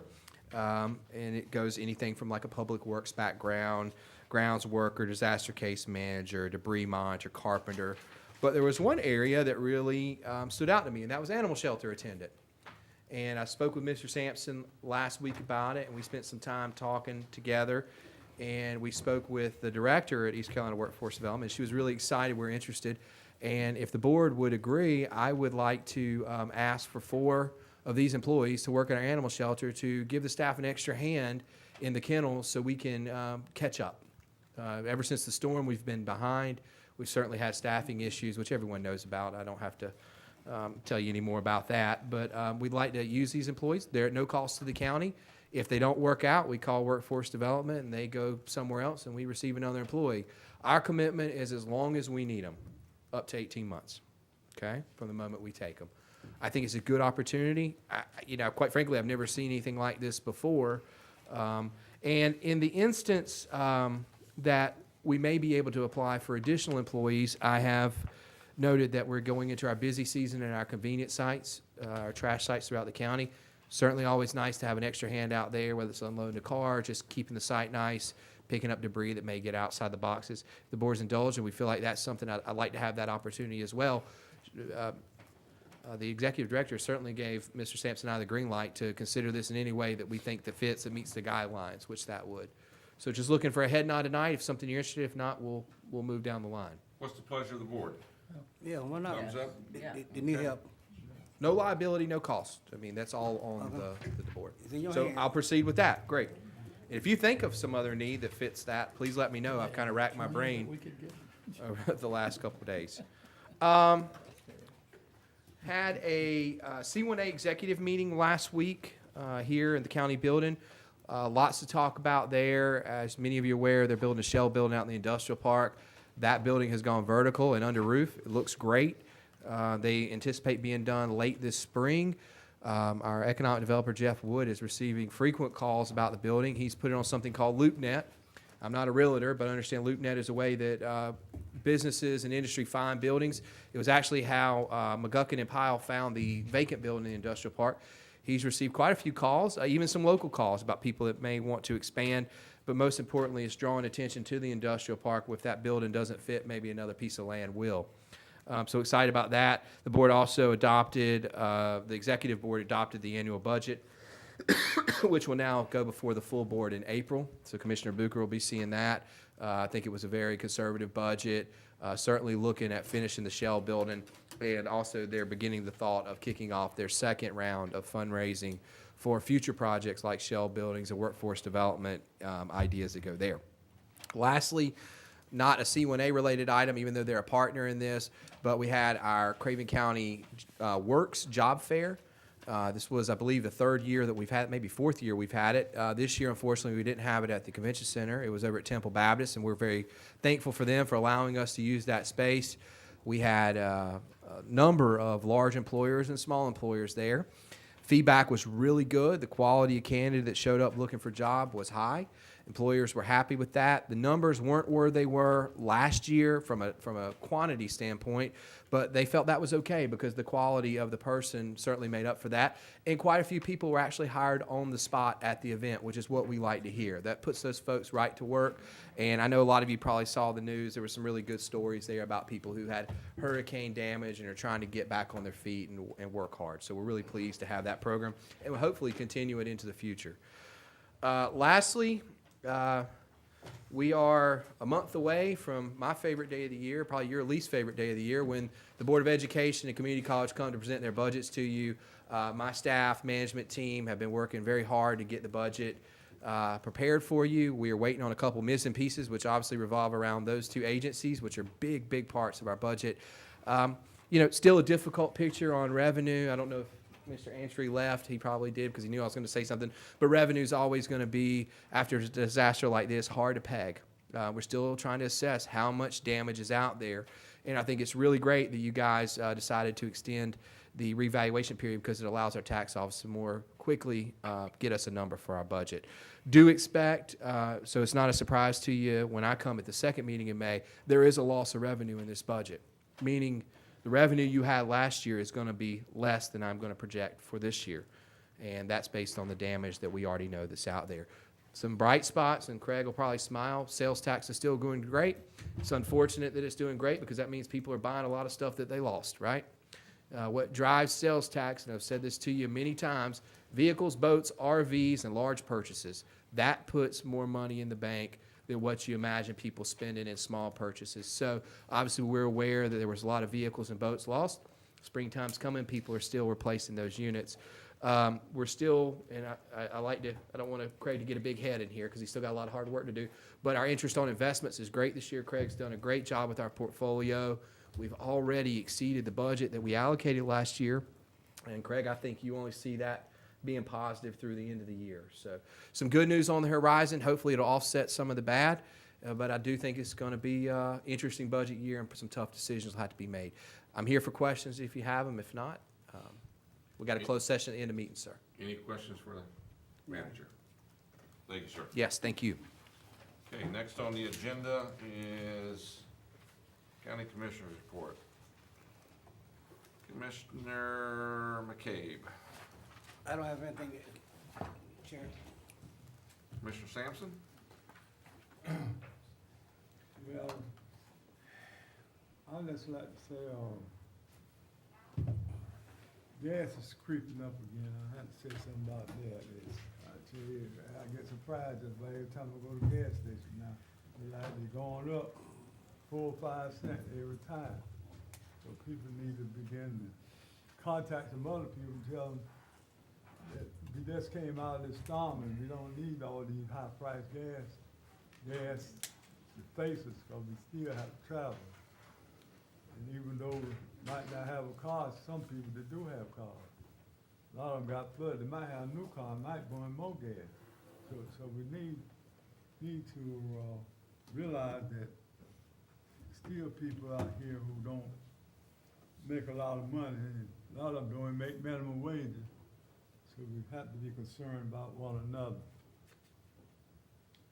Another thing I would like to say is that we find that at this work fair we had, I'll tell you, I was so surprised and enthused about what happened at the work fair. It was outstanding. It looked like the chairman and I, we looked like we got there just about the same time and left just about the same time. But we stayed around quite a while. And we went from station to station. Everybody was happy. Even the people who came into the work fair that were working at the work fair, they was some kind of enthused about the work fair because they wanted to get out there and try to find workers that wanted to work. And because that would be an access to them also. So everything came along real fine out there.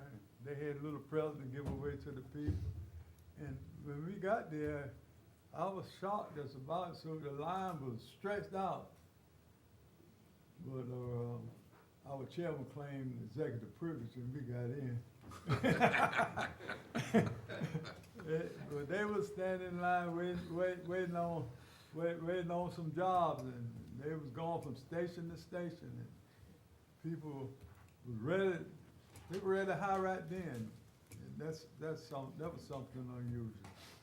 And I was enthused to see Craven County getting back where they used to be. And we still got a lot of people that's living in the streets or living in abandoned houses, don't have anywhere else to go.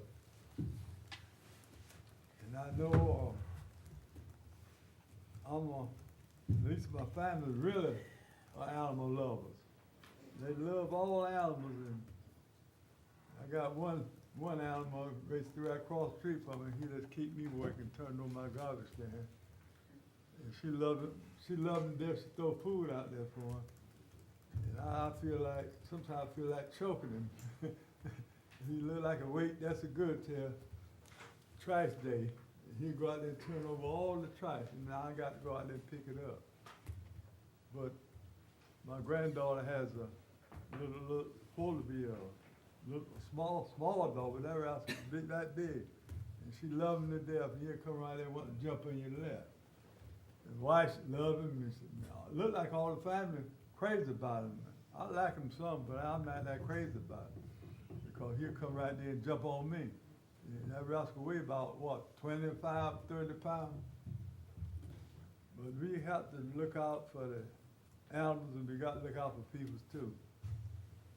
And we know it's been a tough end of the year for a lot of people. And I was blessed to get back in my house.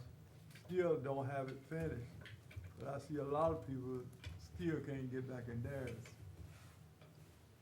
And look like FEMA is taking their time trying to help people. I'm still waiting on FEMA to come back and reevaluate my place, because after all that, I had about 6 foot of water underneath the house for about 7 days. And they come by there and told me they looked through the house and rain all in the house. They said, well, you can't get anything because your deductible is $500. You'll have $500 worth of damage.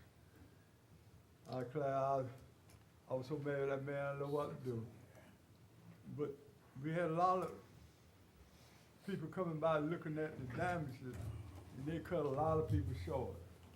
Ain't no way in the world people could fix up the house for what they were being offered. I know I could not with what my insurance gave me. They didn't give me nothing. And I've been paying every year. But my situation not as bad as other people, because other people don't have any place to go. I can get in there and stay around and smell a little mold. But I'm so glad that the churches came to a lot of people rescues. Church has really blessed so many people in Craven County. And the volunteers that came down from other places that has blessed a lot of people. Habitat has blessed a lot of people. And that's what people can do working together. And I always say our staff is one of the best staffs in all the Hunter County, because they stayed on the job. Even some of them were having problems. And they came out here to try to get the county back running normally. And they had to leave their places to come to work. And they worked hard too. Some of them worked double shifts to see that this county was still running well.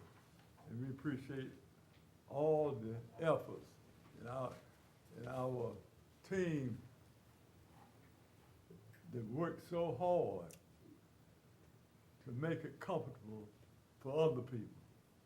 A lot of people, I can't understand, a lot of people, all they think about is themselves.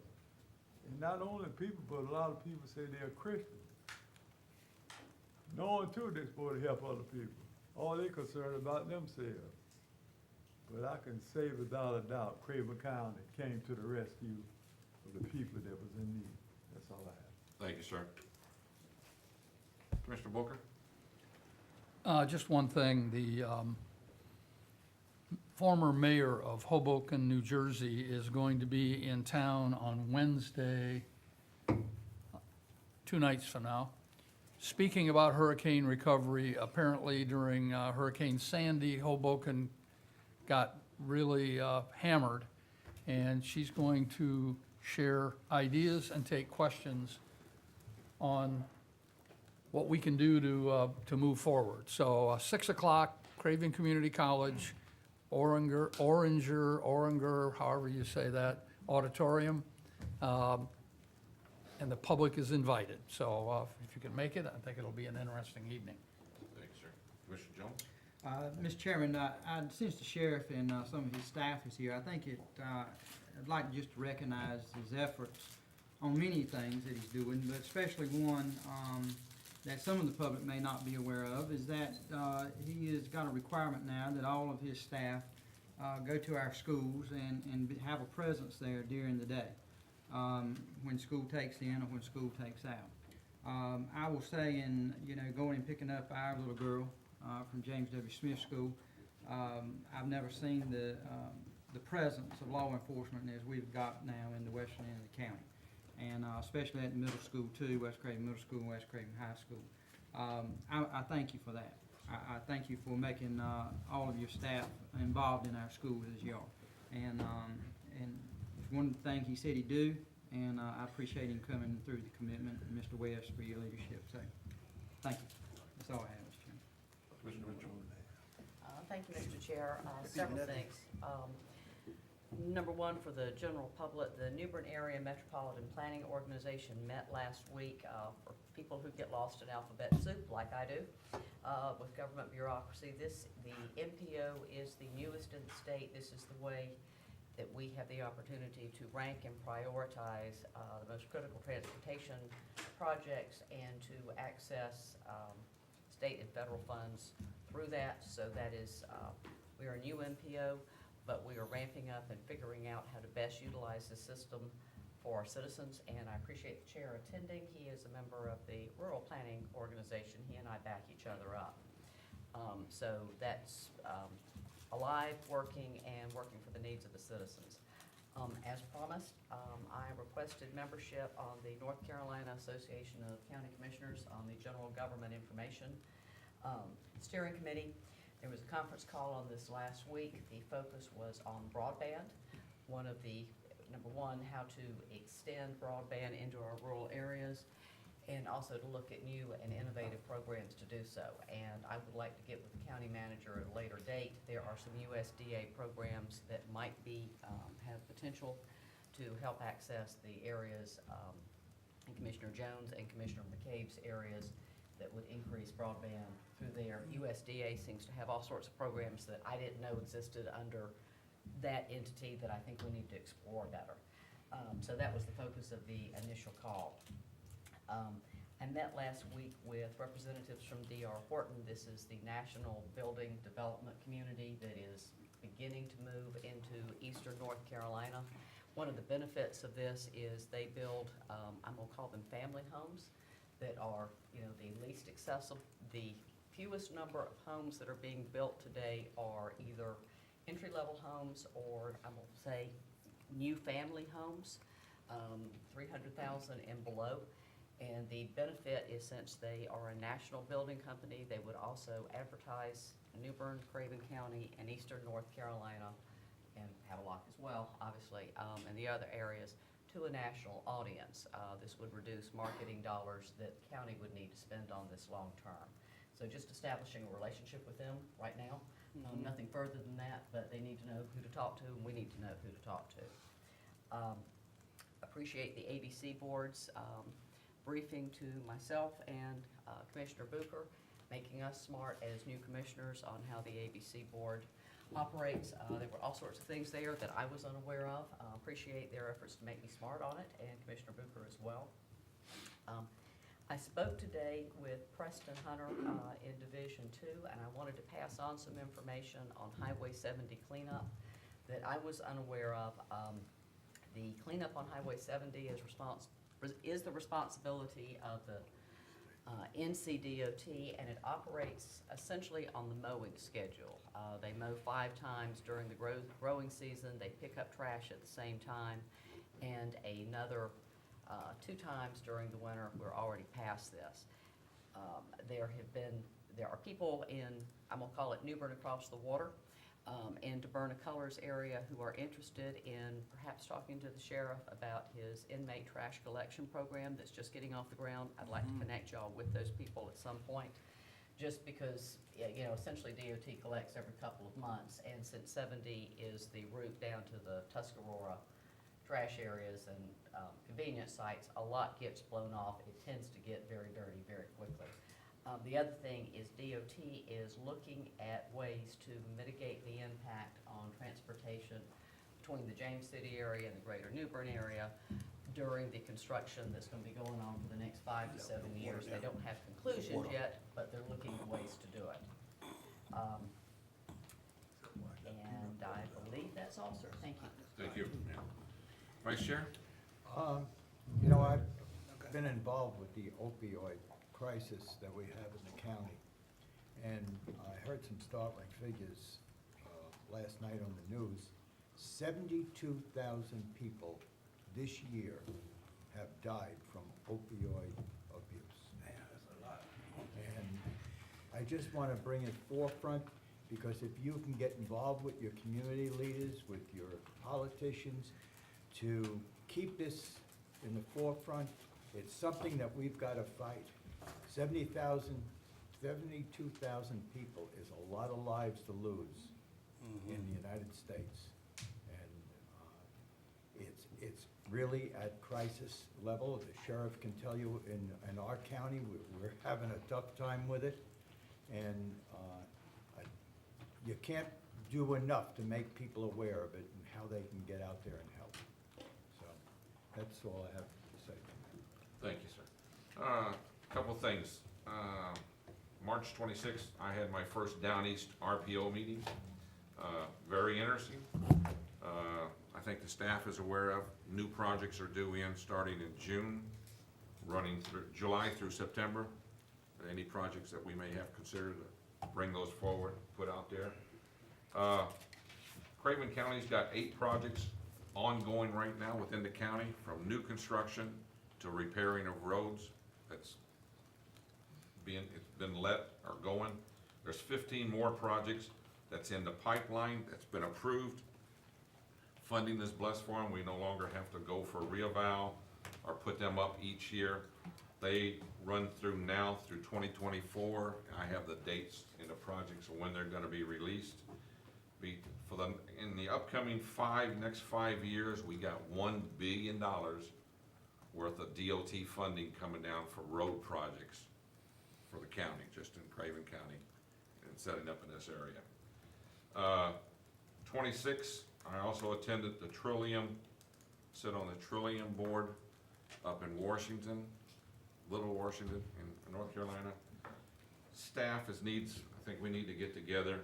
SB 630, it was passed last year. It's a 35-page bill that tasks the county for responsibility for a crisis action plan and for a transportation plan.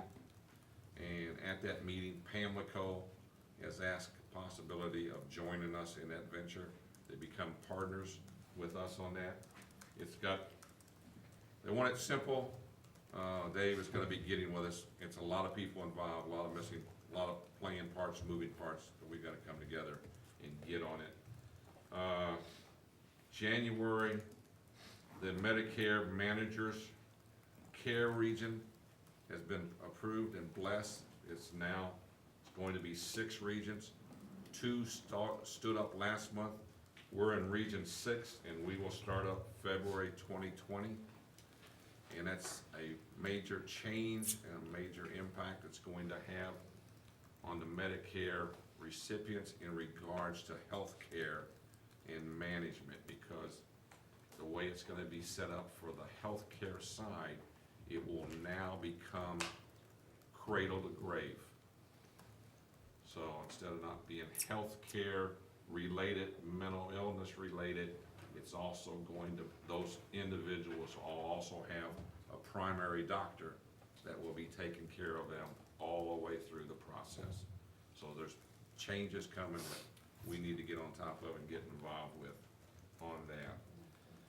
Talking about pickup and clean sweep, Saturday, there's a clean sweep. The clean sweep organization, the Craven County Clean Sweep, is gonna be in Havelock. The sweep that Havelock area down there, What day is that? Saturday at 8 o'clock In the morning? in the morning.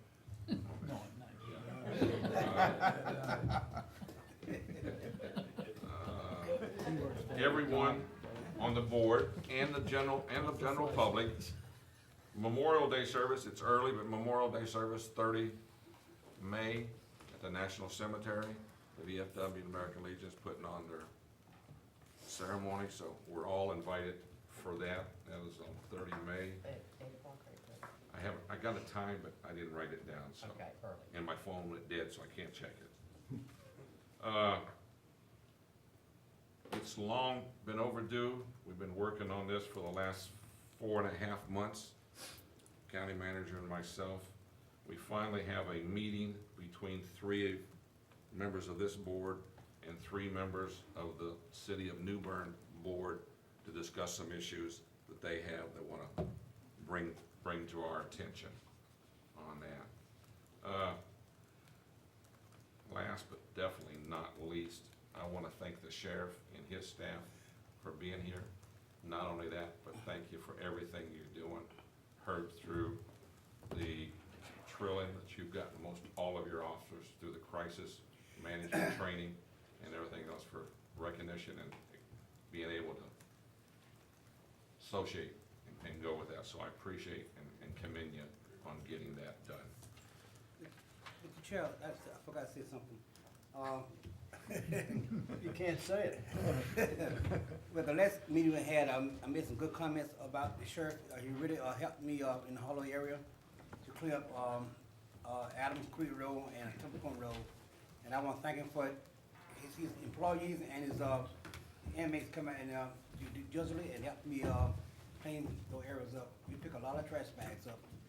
And sure, he was out there in full uniform helping me, so I want to thank you for your doing for me. Well, we've gotten a lot of good comments, a lot of great comments from the individual that's running that program and what they're picking up. It's been nothing but positive. That's all, nothing negative. Showing on that. Any other comments? If not, go into closed session. The board will request it to go into closed session pursuant to North Carolina General Statute 143-318-11A6 to discuss a personnel matter. So moved. Make a motion. Motion and a second. All in favor? Aye. Jack, is there any action gonna be required? Okay, no action required. Ladies and gentlemen, thank you for being here. Be safe going home. Hopefully we'll see you next month.